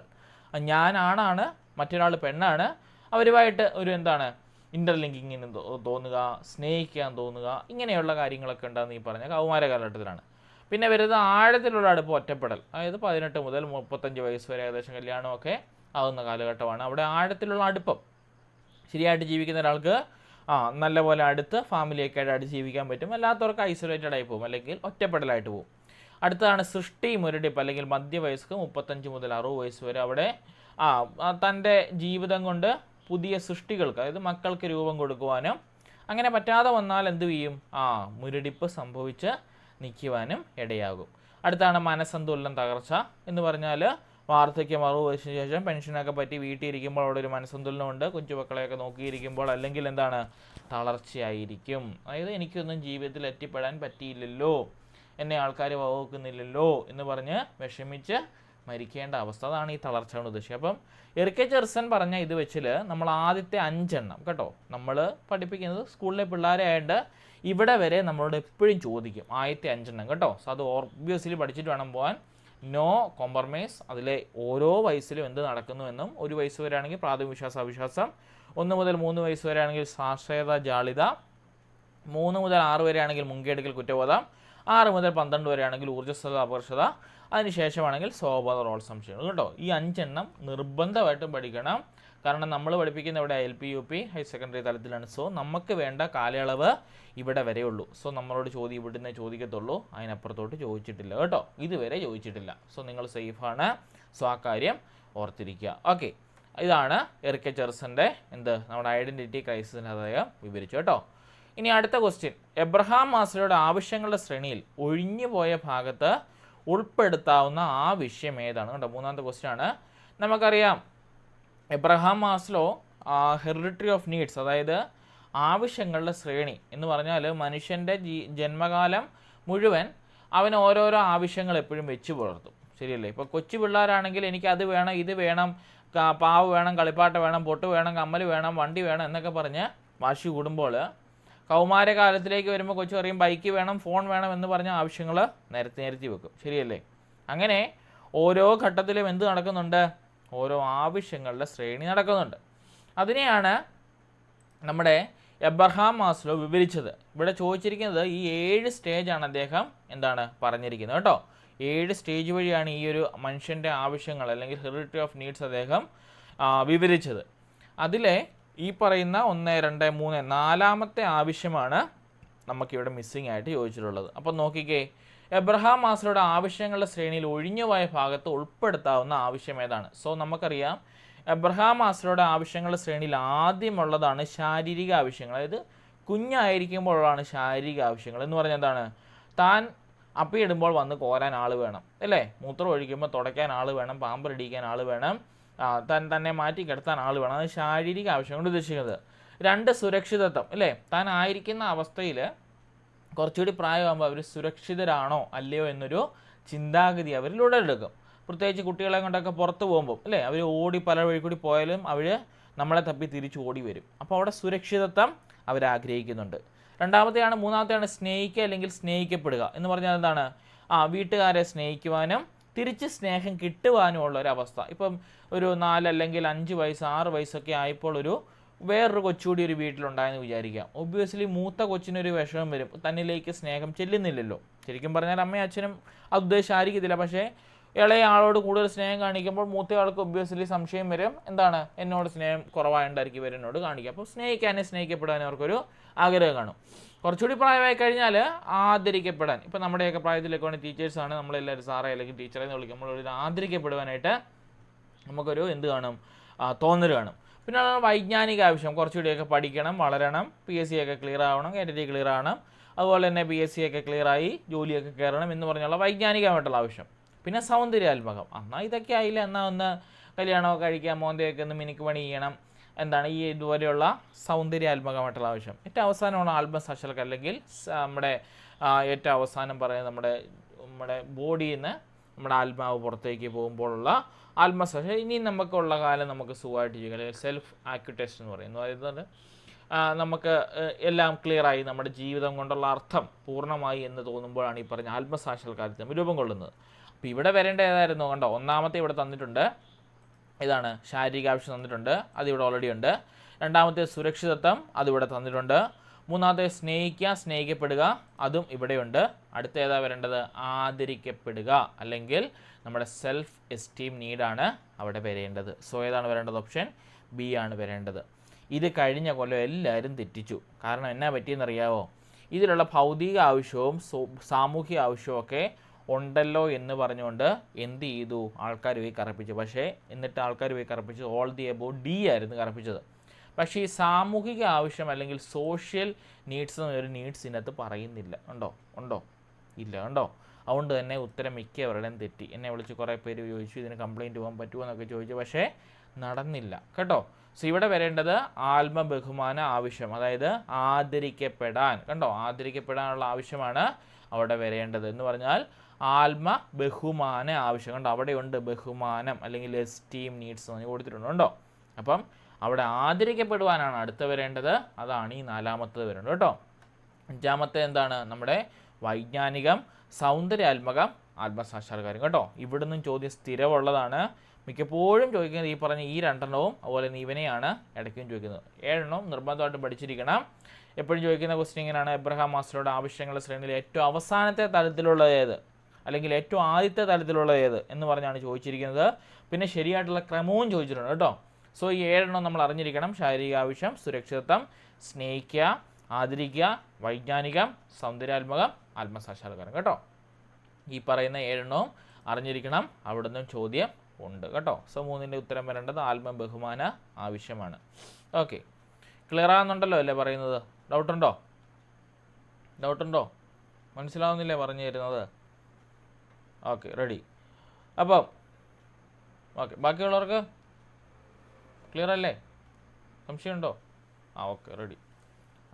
അങ്ങനെ അടുത്ത ക്വസ്റ്റ്യൻ നോക്കിയേ, സ്ഥിരാനുപാത പ്രബലന ഷെഡ്യൂളിന് ഉദാഹരണം ഏത് എന്ന് പറഞ്ഞാൽ എന്താണ്? സ്ഥിരമായിട്ട് അനുപാതം കൊടുക്കണം. നമ്മൾ S2 കണ്ടായിരുന്നു, റീഇൻഫോഴ്സ്മെൻറ്റ് ടെക്നിക്സ് കണ്ടായിരുന്നു. എന്ന് പറഞ്ഞാൽ കുട്ടികളിൽ നമ്മൾ സ്കിന്നറൊക്കെ കണ്ടുപിടിച്ച പരിപാടി, കുട്ടികളിൽ നമ്മൾ എന്ത് ചെയ്യണം, ഒരു റീഇൻഫോഴ്സ്മെൻറ്റ് എപ്പോഴും കൊടുത്തെങ്കിൽ മാത്രമേ അവർക്കൊരു പഠിക്കാനൊരു അല്ലെങ്കിൽ അവർക്ക് കാര്യങ്ങൾ ചെയ്ത് കാണിക്കാനായിട്ടൊരു എന്നാ കാണത്തുള്ളൂ, ഒരു ത്വര കാണത്തുള്ളൂ, അല്ലെങ്കിൽ അതിനോട് ഇൻട്രസ്റ്റ് കാണിക്കത്തുള്ളൂ. അല്ല സ്ഥിരമായിട്ട് നമ്മൾ പോയി ഒരേ മെത്തേഡ് ട്രൈ ഓൺ ചെയ്യുവാണെങ്കിൽ കുട്ടികൾക്ക് അതിനോടൊരു വിരസതയായിരിക്കും. അല്ലെങ്കിൽ ഇത് ഇത്രയേ വലിയ ഉള്ളൂ, സാറ് വന്ന് ചോദ്യങ്ങൾ ചോദിക്കും, അല്ലെങ്കിൽ സാറ് വന്ന് ബോർഡിൽ ഉത്തരവ് എഴുതും, ചോദ്യം എഴുതും, നമ്മൾ അതിന് ഉത്തരവ് എഴുതും, സാറ് ടിക്കറ്റ് തരും, അല്ല നമ്മളോട് നോക്കിക്കോളാൻ പറയും, പരിപാടി കഴിഞ്ഞു. അങ്ങനെ ഒരു വിരസതാബോധം മനസ്സിൽ വന്നാൽ കുട്ടികൾക്ക് പഠിക്കാൻ അല്ലെങ്കിൽ കുട്ടികൾക്ക് അറിവ് നേടിയെടുക്കാൻ ഒരു ബുദ്ധിമുട്ട് നേരിടും. അവിടെയാണ് ഈ പറയുന്ന റീഇൻഫോഴ്സ്മെൻറ്റ് ടെക്നിക്സ് നമ്മൾ ചെയ്യണമെന്ന്. അതായത് നമുക്കറിയാം, നമ്മൾ 2 ടൈപ്പ് റീഇൻഫോഴ്സ്മെൻറ്റ് പഠിച്ചായിരുന്നില്ലേ, അതായത് പോസിറ്റീവ് റീഇൻഫോഴ്സ്മെൻറ്റും നെഗറ്റീവ് റീഇൻഫോഴ്സ്മെൻറ്റും. മലയാളത്തിൽ പറഞ്ഞാൽ ഋണപ്രബലനം, ശരിയല്ലേ? ഋണപ്രബലനമുണ്ട്, അതുപോലെ തന്നെ നമ്മുടെ പോസിറ്റീവായിട്ടും നെഗറ്റീവായിട്ടും നമ്മൾ പഠിച്ചായിരുന്നു. അവിടെ നമ്മൾ കണ്ടത് എന്താണ്? ശിക്ഷ ഒക്കെ നമുക്ക് ധനപ്രബലനം, അതുപോലെ തന്നെ ഋണപ്രബലനം. അവിടെ നമ്മൾ കണ്ടായിരുന്നു ശിക്ഷയൊക്കെ നമ്മൾ ഒഴിവാക്കണം, കുട്ടികൾക്ക് സമ്മാനമൊക്കെ കൊടുക്കണമെന്ന് പറഞ്ഞു. ഇവിടെ വന്ന ചോദ്യം അതുകൊണ്ടോ, ഇവിടെ നോക്കിയാൽ ഫിക്സഡ് റേഷ്യോ റീഇൻഫോഴ്സ്മെൻറ്റാണ് വേണ്ടത്. എന്ന് പറഞ്ഞാൽ ഓരോ ഇടവിട്ട്, അല്ലെങ്കിൽ നമുക്കറിയാമല്ലോ ഇപ്പോൾ റേഷ്യോ എന്ന് പറഞ്ഞാൽ എന്താ ഉദ്ദേശിക്കുന്നത്? ഇപ്പോൾ നമ്മൾ പറയും 3 ചട്ടി മണലിന് 1 ചട്ടി സിമെൻറ്റ്, അതായത് 3:1, അതിനാണ് റേഷ്യോ എന്ന് പറയുന്നത്, ശരിയല്ലേ? അല്ലെങ്കിൽ 5 ആൾക്കാരുള്ള ഒരു കേക്ക് മുറിച്ചാൽ അതിൽ 1 പീസ് വെച്ച് ഓരോരുത്തർക്ക് വെച്ച് കിട്ടണം. അപ്പോൾ അതിനൊക്കെ ഒരു റേഷ്യോ നമ്മളവിടെ ഫിക്സഡായിട്ട് പറയുന്നുണ്ട്, അല്ലെങ്കിൽ ഇത്ര വെച്ചേ കിട്ടാവൂ. ഇപ്പോൾ നമ്മൾ പറയത്തില്ലേ, നിങ്ങൾ അടുക്കളയിലെ ടെക്നിക്സ് വരുവാണെങ്കിൽ നിങ്ങളെല്ലാം അപ്പത്തിനൊക്കെ മാവരയ്ക്കുന്നതല്ലേ, അപ്പം നമ്മൾ പറയില്ലേ 2 കപ്പ് എന്താണ് പച്ചരിക്ക് 1/2 കപ്പ് എന്താണ് ഉഴുന്ന്, അല്ലേ? നമ്മളെല്ലാവരും വീട്ടിൽ ഇടുന്നതല്ലേ, ശരിയല്ലേ? വീട്ടമ്മമാരൊക്കെ ഇതിൻ്റെ അകത്തില്ലേ? അപ്പോൾ ഇങ്ങനെ, അല്ലെങ്കിൽ നമ്മൾ പറയത്തില്ലേ ഒരു കറിക്ക് അല്ലെങ്കിൽ ഇന്ന കറിക്ക് 1/2 ടീസ്പൂൺ, കണ്ടോ? ഇപ്പോൾ ഒരു കറി ഉണ്ടാക്കുവാണെങ്കിൽ അവിടെ 1/2 ടീസ്പൂൺ എന്താണ് മുളക് പൊടി, മല്ലിപ്പൊടി, അങ്ങനെയുള്ള സാധനങ്ങൾ, അവിടെയാണ് റേഷ്യോ വരുന്നത്, കണ്ടോ? ഈസ്റ്റു എന്ന് പറഞ്ഞ സാധനം വരണം. അപ്പോൾ അവിടെ റേഷ്യോ എന്ന് പറഞ്ഞൊരു, അല്ലെങ്കിൽ അനുപാതം എന്ന് പറഞ്ഞൊരു കാര്യം വരും. അപ്പോൾ ഇവിടെ നോക്കിയാൽ ഓരോ നമുക്ക് എക്സാമ്പിൾ വായിച്ചാൽ ഈ പറഞ്ഞ അനുപാതം ഉണ്ടോ ഇല്ലയോ നോക്കാൻ പറ്റും. നോക്കിയേ, ഒന്നാമത്തെയാണ് ഷെഡ്യൂൾ ഉദാഹരണമാണ് ചോദിച്ചത് കേട്ടോ. 5 ശരിയുത്തരങ്ങൾ വീതം പറഞ്ഞ കുട്ടിക്ക് അധ്യാപിക ഒരു സ്റ്റാർ നൽകുന്നു. അപ്പോൾ നോക്കിയേ, ഇവിടെ റേഷ്യോ എത്രയുള്ളത്? 5:1, ശരിയല്ലേ? 5 എണ്ണം ഉത്തരം പറഞ്ഞാൽ കൊച്ചിന് 1 സ്റ്റാർ കിട്ടും. അപ്പോൾ 15 ഉത്തരം പറഞ്ഞാൽ കൊച്ചിന് എത്ര സ്റ്റാർ കിട്ടും? അത് വെച്ച് നോക്കിയേ, 5 ഉത്തരം പറഞ്ഞാൽ 1 സ്റ്റാർ കിട്ടുമെങ്കിൽ 15 ഉത്തരം പറഞ്ഞാൽ കൊച്ചിന് എത്ര സ്റ്റാർ കിട്ടും? എത്ര എണ്ണം കിട്ടും? 5 എണ്ണം പറഞ്ഞാൽ ഒരെണ്ണമാണ്. അപ്പോൾ 15 എണ്ണം പറഞ്ഞാൽ എത്ര സ്റ്റാർ കിട്ടും? 5:1 പറഞ്ഞത്. അപ്പോൾ 15 എത്രയായിരിക്കും വരേണ്ടത്? മാത്സിലെ ഒരു ചോദ്യം കൂടിയാണ്, അല്ലേ? എത്ര എണ്ണം വരും? 3 എണ്ണം, കണ്ടോ? അപ്പം 3 സ്റ്റാർ കിട്ടുവാണെങ്കിൽ അത് കാണുന്ന നമുക്ക് മനസ്സിലാവും ഇപ്പം 15 എണ്ണത്തിന് കറക്റ്റ് ഉത്തരം പറഞ്ഞു, കണ്ടോ? അവിടെ എന്തുണ്ട്? ഒരു ഫിക്സഡ് റേഷ്യോ ഉണ്ട്. ഓക്കെ, അതൊരു ഉത്തരവാണ്. അടുത്ത് നോക്കിയേ, 10 പദ്ധതി രൂപരേഖ വീതം തയ്യാറാക്കിയ കുട്ടിക്ക് അധ്യാപകൻ ഒരു സമ്മാനം നൽകുന്നുണ്ടോ? അപ്പം 10 പദ്ധതി രൂപരേഖ കൊണ്ടുവരുവാണെങ്കിൽ അധ്യാപകൻ എന്നാ കൊടുക്കും? ഒരെണ്ണം കൊടുക്കും. സോ അവിടുത്തെ റേഷ്യോ എത്രയാ? 10:1. അതായത് 10 കാര്യങ്ങൾ നമ്മൾ ചെയ്ത് കൊണ്ടൊരു രൂപരേഖ തയ്യാറാക്കിക്കൊണ്ട് വരുവാണെങ്കിൽ, കംപ്ലീറ്റ് ആയിട്ട് വരുവാണെങ്കിൽ അവിടെ എന്നാ ചെയ്യും? ഒരു സമ്മാനം നൽകും. അവിടെ ഒന്നുകൊണ്ട് നോക്കിയേ, 10:1. അപ്പോൾ 100 എണ്ണം ചെയ്യുവാണെങ്കിൽ 10 എണ്ണം കിട്ടും. അവിടെ ഒരു റേഷ്യോ ഉണ്ട്, അല്ലേ? ഇനി അടുത്ത് നോക്കിയേ, ശരി ഉത്തരം നൽകുന്ന മുറയ്ക്ക് അധ്യാപക കുട്ടികളെ പ്രകീർത്തിക്കുന്നു. എന്ന് പറഞ്ഞാൽ എന്താണ്? ഓരോ ശരി ഉത്തരം പറഞ്ഞാലും അധ്യാപകൻ പൊക്കി പറയും, അല്ലേ? നീ കൊള്ളാം, മിടുക്കൻ, very good, marvellous, excellent, fantastic, elastic എന്നൊക്കെ പറയുവാണെങ്കിൽ അവിടെ ഒരു റേഷ്യോ ഉണ്ടോ? ശരി ഉത്തരം നൽകുന്നവർക്ക് അധ്യാപകൻ കുട്ടികളെ പ്രകീർത്തിക്കുന്നു പറഞ്ഞാൽ അവിടെ ഒരു റേഷ്യോ ഉണ്ടോ? ഒന്ന് ആലോചിച്ച് നോക്കി, ഉണ്ടോ റേഷ്യോ? നമുക്ക് ഇത്ര എന്ന് പറഞ്ഞ് നമുക്ക് നൽകാൻ പറ്റുമോ? ഇപ്പം കൊച്ച് അരി ഉത്തരേ പറഞ്ഞുള്ളെങ്കിൽ എന്നെ അടുക്കും, പെട്ടില്ലേ? അതുകൊണ്ട് അത് നമുക്ക് എടുക്കാനായിട്ട് പറ്റത്തില്ല. അപ്പം അതവിടെ ഇല്ല കേട്ടോ. 1ഉം 2ഉം ഉണ്ട്. അടുത്ത് നോക്കിയേ, 5 കാറുകൾ വീതം വിൽപ്പന നടത്തുന്ന ജോലിക്കാരന് പ്രൊമോഷൻ നൽകും. അതായത് 5 കാറ് നീ വിറ്റോ, നിനക്ക് പ്രൊമോഷനുണ്ട്, ഉണ്ടോ? 5 കാറ് വിറ്റാൽ നിനക്ക് 1 സ്റ്റെപ്പ് പ്രൊമോഷൻ. വീണ്ടും 5 കാറ് വിറ്റോ, നിനക്ക് മാനേജർ പ്രൊമോഷൻ. വീണ്ടും 5 കാറ് വിറ്റോ, നിനക്ക് അതിൻ്റെ മേളിൽ പ്രൊമോഷൻ. അപ്പോൾ നോക്കിയേ, അവിടെ ഒരു റേഷ്യോ ഉണ്ട്. അപ്പോൾ റേഷ്യോ ഉള്ള ഏതൊക്കെയുണ്ട്? 1 ഉണ്ട്, 2 ഉണ്ട്, 4 ഉണ്ട്. അപ്പോൾ ഓപ്ഷൻ ഏതൊക്കെ വരും? 1, 2, 4 ഓപ്ഷൻ എ ആയിരിക്കും വരേണ്ടത്, കണ്ടോ? കണ്ടോ ഉത്തരം കണ്ടുപിടിക്കുന്ന രീതി? മനസ്സിലായോ കണ്ടുപിടിക്കുന്ന രീതി? ഇങ്ങനെ കിട്ടിയായിരുന്നോ ആർക്കെങ്കിലും? രീതി മനസ്സിലായോ? പറയണോ ഒന്നുകൂടി? ഫിക്സഡ് റേഷ്യോ ഉണ്ടോ? ഫിക്സഡ് റേഷ്യോ എന്ന് ഇവിടെ പറയണ്ടോ? അതായത് സ്ഥിരമായിട്ടൊരു റേഷ്യോ വേണം. ഇപ്പം താഴത്തെ തട്ടിൽ നിന്നും ഏറ്റവും ഉന്നതിയിലെത്തുന്ന ഒരു കാറുകാരാണ് നമുക്ക് പറയാൻ പറ്റും. അവൻ കുറേ കാറുകൾ വിറ്റിട്ടാണ് മേളിൽ കയറി. 25 കാറ് വിറ്റാൽ മാനേജർ പോസ്റ്റിന് CEO പോസ്റ്റ് വരെ ആകാം എന്ന് പറയുവാണെങ്കിൽ നോക്കി, അവിടെ 25 കാറ് വിറ്റിട്ടാണ് അവനോട് ഇരിക്കുന്നത്. He are capable to sit on that seat ഇല്ലേ എന്ന് നമുക്ക് പറയാൻ പറ്റും. അവനോട് ഇരിക്കാൻ അർഹനാണ്. അപ്പോൾ അത് തെളിയിക്കാനായിട്ട് അവൻ്റെ കാര്യങ്ങളുണ്ട്. കാരണം 25 കാറടക്കം വിറ്റു. അപ്പോൾ അവന് CEO പോസ്റ്റിലേക്കുള്ള അർഹനാണ്, തെളിയിക്കാൻ അർഹനാണ് എന്ന് കാണുന്ന ഒരാൾക്ക് മനസ്സിലാവും. പക്ഷേ ഈ പറഞ്ഞ മൂന്നാമത്തേനകത്ത് എന്താണ്? ഈ പറഞ്ഞ ശരിയുത്തരം നൽകുന്ന മുറയ്ക്ക് അധ്യാപകൻ കുട്ടികളെ പ്രകീർത്തിക്കുന്നു പറഞ്ഞാൽ അവിടെ ശരിയുത്തരം പറയാത്ത വരുമ്പോൾ അവിടെ പ്രകീർത്തനമില്ല. പക്ഷേ ബാക്കിയെല്ലായിടത്തും കണ്ടോ ഫിക്സഡായിട്ട് നമ്മളൊരു കാര്യം കൊടുക്കുന്നുണ്ട്. അതുകൊണ്ട് നമ്മൾ 1, 2, 4 ഉത്തരവായിട്ട് എടുത്തു കേട്ടോ. സോ ഇങ്ങനെ നമ്മളെ കുഴപ്പിക്കുന്ന ചോദ്യങ്ങളും ചോദിക്കും കേട്ടോ. ഓക്കെ, അടുത്ത ക്വസ്റ്റ്യൻ കണ്ടോ. ഈ സ്റ്റേറ്റ്മെൻറ്റ് രീതിയിലുള്ള ചോദ്യങ്ങൾ സ്ഥിരമുണ്ട്. അടുത്ത ക്വസ്റ്റ്യൻ നോക്കിയേ. പഠനത്തിനായുള്ള മൂല്യനിർണ്ണയത്തിന് ഉദാഹരണമായിട്ടുള്ളത് ഏതാണ്? നമുക്കറിയാം മൂല്യനിർണ്ണയങ്ങൾ എത്ര തരമാണ്? ക്ലാസ് വന്നതാ. മൂല്യനിർണ്ണയം എത്ര തരമാണ്? 3 തരം. ശരിയല്ലേ? ഓർമ്മയില്ലേ? മൂല്യനിർണ്ണയങ്ങൾ 3 തരം. 1 പഠനത്തിനായുള്ള വിലയിരുത്തൽ, 2 പഠനത്തെ വിലയിരുത്തൽ, 3 പഠനം തന്നെ വിലയിരുത്തൽ. ഓർമ്മയില്ലേ ഇതൊക്കെ? അതിലെ പഠനത്തിനായുള്ള മൂല്യനിർണ്ണയമാണ് ചോദിച്ചത്. അപ്പോൾ നോക്കിയേ, നമ്മൾ പഠിച്ചത് പഠനത്തിനായുള്ള വിലയിരുത്തൽ, പഠനത്തെ വിലയിരുത്തൽ, പഠനത്തെ തന്നെ വിലയിരുത്തൽ അല്ലേ? ഓരോന്നും നമുക്ക് പെട്ടെന്ന് പറഞ്ഞു പോകാം. അപ്പോൾ പഠനത്തിനായുള്ള വിലയിരുത്തൽ ആദ്യം തന്നെ അതെടുക്കാം. പഠനത്തിനായുള്ള വിലയിരുത്തൽ എന്ന് പറഞ്ഞാൽ പഠനം നടക്കുന്ന വേളയിൽ അതിൻ്റെ ഫലപ്രാപ്തിക്കായിട്ട് നമ്മൾ ചെയ്യുന്ന വിലയിരുത്തലാണ് എന്ത്? പഠനത്തിനായുള്ള വിലയിരുത്തൽ. അതായത് പഠനത്തിനായുള്ള എന്ന് പറഞ്ഞാൽ ഇപ്പം നിങ്ങളെ ഞായറാഴ്ച പരീക്ഷ ഇടുന്നു എന്ന് പറഞ്ഞാൽ എന്താണ്? കാറ്ററ്റ് പരീക്ഷയ്ക്കായുള്ള വിലയിരുത്തൽ പരീക്ഷകൾ അതല്ലേ? അതിന് വേണ്ടിയുള്ള അല്ലെങ്കിൽ അസസ്മെൻറ്റ് ഫോർ ലേണിംഗ് എന്നാണ് പറയുന്നത്. അപ്പം അതിന് വേണ്ടിയുള്ള, അപ്പോൾ അത് നടക്കുന്ന വേളകളിൽ ഇപ്പോൾ നമ്മുടെ ക്ലാസ്സുകൾ ഡെയിലി ഓടുന്നുണ്ട്, തിങ്കൾ തൊട്ട് ശനി വരെ ഇങ്ങനെ പോകുന്നുണ്ട്, ഞായറാഴ്ച പരീക്ഷ വരുന്നുണ്ട്. അപ്പോൾ നോക്കി അത് നടക്കുന്ന വേളയിൽ തന്നെ നിങ്ങൾ എന്ത് ചെയ്ത് പോകുന്നുണ്ട്? അസസ്മെൻറ്റ് നടത്തി പോകുന്നുണ്ട്. അവിടെയാണ് പഠനത്തിനായുള്ള എന്ന വാക്കുണ്ടോ. ആയുള്ള എന്ന് പറഞ്ഞാൽ പഠനം നടക്കുന്ന വേളയിൽ അതിൻ്റെ ഫലപ്രാപ്തിക്കായിട്ട് നമ്മൾ ചെയ്താണ് പഠനത്തിനായുള്ള വിലയിരുത്തൽ എന്ന് പറഞ്ഞാൽ.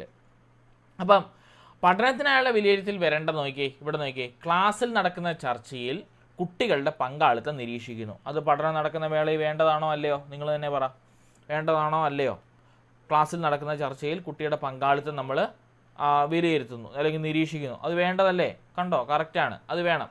അടുത്ത നോക്കിയേ, ക്ലാസ്സിൻ്റെ ഇടയിൽ സംഘടിപ്പിക്കുന്ന അതിവേഗ പ്രശ്നോത്തരികൾ. ഇപ്പം ഞാനാണെങ്കിലും ക്ലാസ് എടുക്കുമ്പോൾ അല്ലെങ്കിൽ ടീച്ചറാണെങ്കിലും ക്ലാസ് എടുക്കുമ്പോൾ നിങ്ങൾ ചോദിക്കത്തില്ലേ അതെങ്ങനാ ഇതെങ്ങനാ എന്നൊക്കെ ചോദിക്കത്തില്ലേ? അല്ലെങ്കിൽ ഇതിൻ്റെ ഉത്തരവെന്നാ, അതിൻ്റെ ഉത്തരവെന്നാ, അല്ലെങ്കിൽ ഇതിനെപ്പറ്റി കേട്ടിട്ടില്ലേ എന്നൊക്കെ പെട്ടെന്ന് ചോദ്യങ്ങൾ ചോദിക്കത്തില്ലേ? അപ്പോൾ അങ്ങനെ ചോദ്യങ്ങൾ ചോദിക്കുന്നത് എവിടെയാണ്? ക്ലാസ് നടക്കുന്ന വേളയിൽ തന്നെയല്ലേ? അല്ലേ? അപ്പം അതും അവിടെ ഉള്ളതാണ്. ഉണ്ടോ? ക്ലാസ് നടക്കുന്ന വേളയിൽ അതിൻ്റെ ഫലപ്രാപ്തിക്കായിട്ടുള്ളതാണ്. ഇനി നോക്കി, ഒരു സെമസ്റ്റർ കഴിയുമ്പോൾ നടക്കുന്ന ഫൈനൽ പരീക്ഷ, അത് ക്ലാസ് നടക്കുമ്പോൾ ഉള്ളതാണ്. ആലോചിച്ച് നോക്കിയത് ക്ലാസ് നടക്കുമ്പോൾ ഉള്ളതാണോ? ക്ലാസ് നടക്കുന്ന ഈ വേളയിൽ തന്നെ ഞാൻ നിങ്ങൾക്ക് ക്വസ്റ്റ്യൻ പേപ്പർ ഇട്ട് തരുമോ? എന്നാൽ നിങ്ങൾ ചെയ്തോളാൻ പറഞ്ഞുകൊണ്ട് ഇല്ല. അത് എന്താണ്? ക്ലാസ് നടക്കുന്ന വേളയിലല്ല കേട്ടോ, പഠനത്തിനായുള്ള മേഖലയിലുള്ളതല്ല. അടുത്ത നോക്കി, കുട്ടികൾ ഒരു പ്രത്യേക ഘട്ടത്തിൽ നടത്തിയ പ്രവർത്തനങ്ങളടങ്ങിയ പോർട്ട്ഫോളിയോ, അത് ക്ലാസ് നടക്കുമ്പോൾ എല്ലാ പോർട്ട്ഫോളിയോ ഒരുമിച്ച് കിട്ടുമോ? അതും ഇല്ല. കണ്ടോ? അപ്പോൾ ഏതൊക്കെ ഉള്ളൂ? 1ഉം 2ഉം മാത്രമേ ഉള്ളൂ. എന്ത് ചെയ്യും? ഓപ്ഷൻ കിടക്കുന്നത് ഓപ്ഷൻ സി. കണ്ടോ? 1ഉം 2ഉം മാത്രം. ഇനിയും ബാക്കിയുള്ളവർ എന്നാന്ന് അറിയണ്ടേ? ഞാൻ പറഞ്ഞു തരാം. നോക്കിയേ, പഠനത്തിനായുള്ള വിലയിരുത്തൽ എന്ന് പറഞ്ഞാൽ പഠനം നടക്കുന്ന വേളയിൽ അതിൻ്റെ ഫലപ്രാപ്തിക്കായിട്ട് നമ്മൾ ചെയ്യുന്നതാണ് പഠനത്തിനായുള്ള വിലയിരുത്തൽ. രണ്ടാമത്തേതാണ് പഠനത്തെ വിലയിരുത്തൽ. കണ്ടോ? പഠനത്തെ, ആ വാക്ക് ശ്രദ്ധിച്ചേ, പഠനത്തെ. ഉണ്ടോ? പഠനത്തെ വിലയിരുത്തൽ. പഠനത്തെ വിലയിരുത്തൽ എന്ന് പറഞ്ഞാൽ എന്താണ്? ഉണ്ടോ? പഠനത്തെ വിലയിരുത്തണമെങ്കിൽ പഠനം നടന്ന് കഴിയണം. കണ്ടോ? ആഫ്റ്റർ ആണ് കേട്ടോ. ആഫ്റ്റർ, മുമ്പേ എന്തായിരുന്നു? ഡ്യൂറിങ്. കണ്ടോ? പഠനത്തിനായുള്ള എന്ന് പറയുമ്പോൾ ഇറ്റ്സ് ഡ്യൂറിങ്, അതായത് നടക്കുന്ന വേളയിൽ തന്നെ നമ്മൾ വിലയിരുത്തുന്നതാണ് പഠനത്തിനായുള്ള വിലയിരുത്തൽ. പക്ഷേ പഠനത്തെ വിലയിരുത്തണമെങ്കിൽ എന്ത് ചെയ്യണം? പഠനം നടന്ന് കഴിഞ്ഞിരിക്കണം. എന്ന് പറഞ്ഞാൽ നിങ്ങൾ ഈ പരീക്ഷാകാലം വരെ നിങ്ങൾ സെപ്റ്റംബർ 17 വരെ നിങ്ങൾ പരീക്ഷയ്ക്ക് പഠിച്ച് കേറ്റിട്ട് പരീക്ഷ എഴുതാൻ പോവുകയാണെങ്കിൽ അത് നിങ്ങളുടെ പഠനത്തെ വിലയിരുത്തുന്ന ഒരു പരീക്ഷയാണ്. ഇപ്പം 2 മാസ കാലയളവ് കുട്ടികൾ ജൂൺ, ജൂലൈ, ഓഗസ്റ്റ് മാസങ്ങളിൽ പഠിച്ച പരീക്ഷ ഓണപ്പരീക്ഷയായിട്ട് അവർ എഴുതാൻ പോകുന്നുണ്ടെങ്കിൽ അതൊരു പഠനത്തെ വിലയിരുത്തലാണ്. കാരണം ഒരു കാര്യം പഠിച്ചു കഴിഞ്ഞതിന് ശേഷം അതിൻ്റെ ഫലപ്രാപ്തിക്കായിട്ട് നടത്തുന്ന വിലയിരുത്തലാണ് പഠനത്തെ വിലയിരുത്തൽ. മനസ്സിലായോ? അതായത് നമ്മുടെ ടേമിൻ്റെ പരീക്ഷ, യൂണിറ്റ് പരീക്ഷ, ക്ലാസ് ടെസ്റ്റുകൾ, അതുപോലെ തന്നെ ടെക്സ്റ്റ് പേപ്പറുകളെല്ലാം അതിന് എക്സാമ്പിളാണ്. അവസാനത്തേതാണ്, മൂന്നാമത്തെയാണ് പഠനം തന്നെ വിലയിരുത്തൽ. കേട്ടോ, പഠനം തന്നെ വിലയിരുത്തൽ. ഈ വാക്ക് തന്നെ ഉണ്ടോ? തന്നെ എന്ന് പറഞ്ഞാൽ എന്താണ്? തന്നെത്താനെ. അസസ്മെൻറ്റ് ആസ് ലേണിംഗ് എന്നാണ് പറയുന്നത്. എന്ന് പറഞ്ഞാൽ ഒരു കുട്ടി പഠിച്ചോ ഇല്ലയോ എന്ന് സ്വയമേ വിലയിരുത്തുന്ന പറഞ്ഞ പേരാണ് പഠനം തന്നെ വിലയിരുത്തൽ എന്നതുകൊണ്ട് ഉദ്ദേശിക്കുന്നത്. അതായത് ഇപ്പം ഞാനൊരു ക്വസ്റ്റ്യൻ പേപ്പർ നിങ്ങൾക്ക് കിട്ടുന്നില്ല, ഈ ക്വസ്റ്റ്യൻ പേപ്പർ.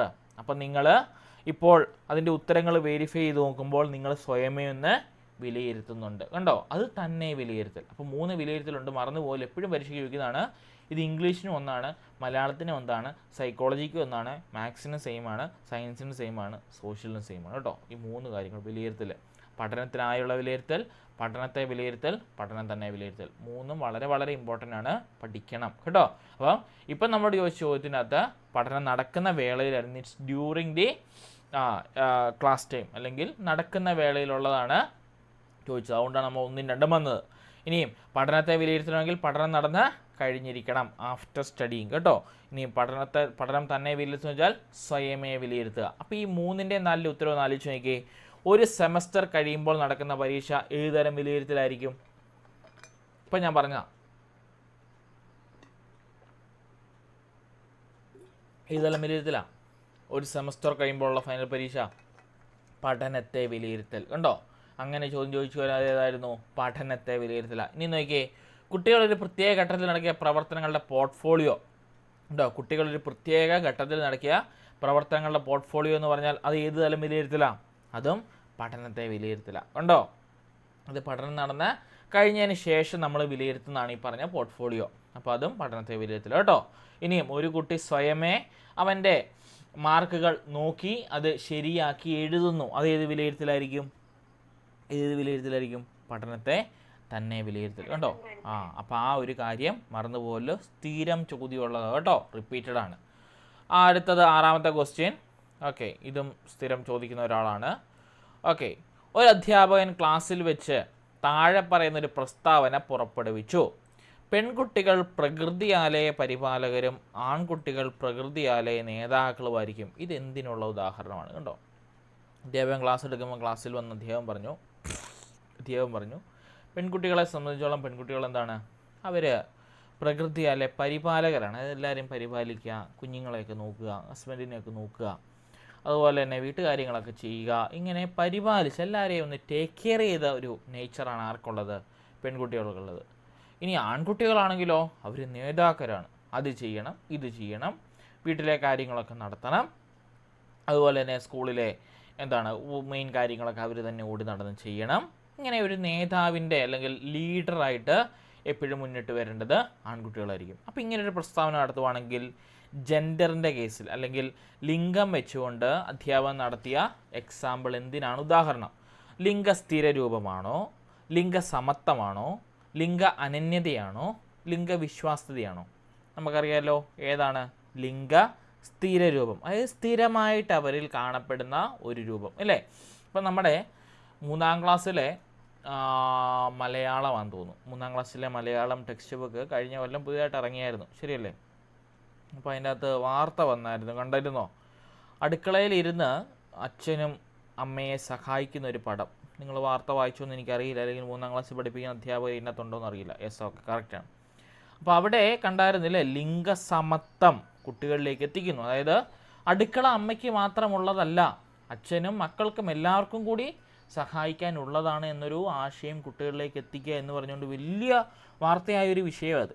അപ്പോൾ നല്ലൊരു പോസിറ്റീവ് റെസ്പോൺസ് തന്നൊരു ടെക്സ്റ്റ് ബുക്കായിരുന്നു കഴിഞ്ഞ കൊല്ലത്തെ 3ാം ക്ലാസ്സിലെ മലയാളം ടെക്സ്റ്റ് ബുക്ക്. അപ്പം അവിടെ വന്നത് ലിംഗസമത്വമാണ്, അല്ലെങ്കിൽ ജെൻഡർ ഇക്വാളിറ്റിയാണ്, ഉണ്ടോ? പക്ഷെ ഇവിടെ വന്നത് എന്താ? ലിംഗസ്ഥിര രൂപം. ഇപ്പം നമ്മൾ ഇതൊരു കാര്യം ചോദിക്കുക, അതായത് ചിത്രത്തിൽ ഇങ്ങനെ ഒരു ചോദ്യം ചോദിച്ച ചോദ്യമാണ് കേട്ടോ. ചിത്രത്തിൽ പാത്രം കഴുകുന്ന അമ്മ എന്തിനെ സൂചിപ്പിക്കുന്നു? ഏത് സ്ഥിരരൂപത്തെ അല്ലെങ്കിൽ ഏത് ലിംഗത്തെ സൂചിപ്പിക്കുന്നു? നോക്കിയേ, പാത്രം കഴുകുന്ന അമ്മ എന്ന് പറഞ്ഞാൽ എന്താ?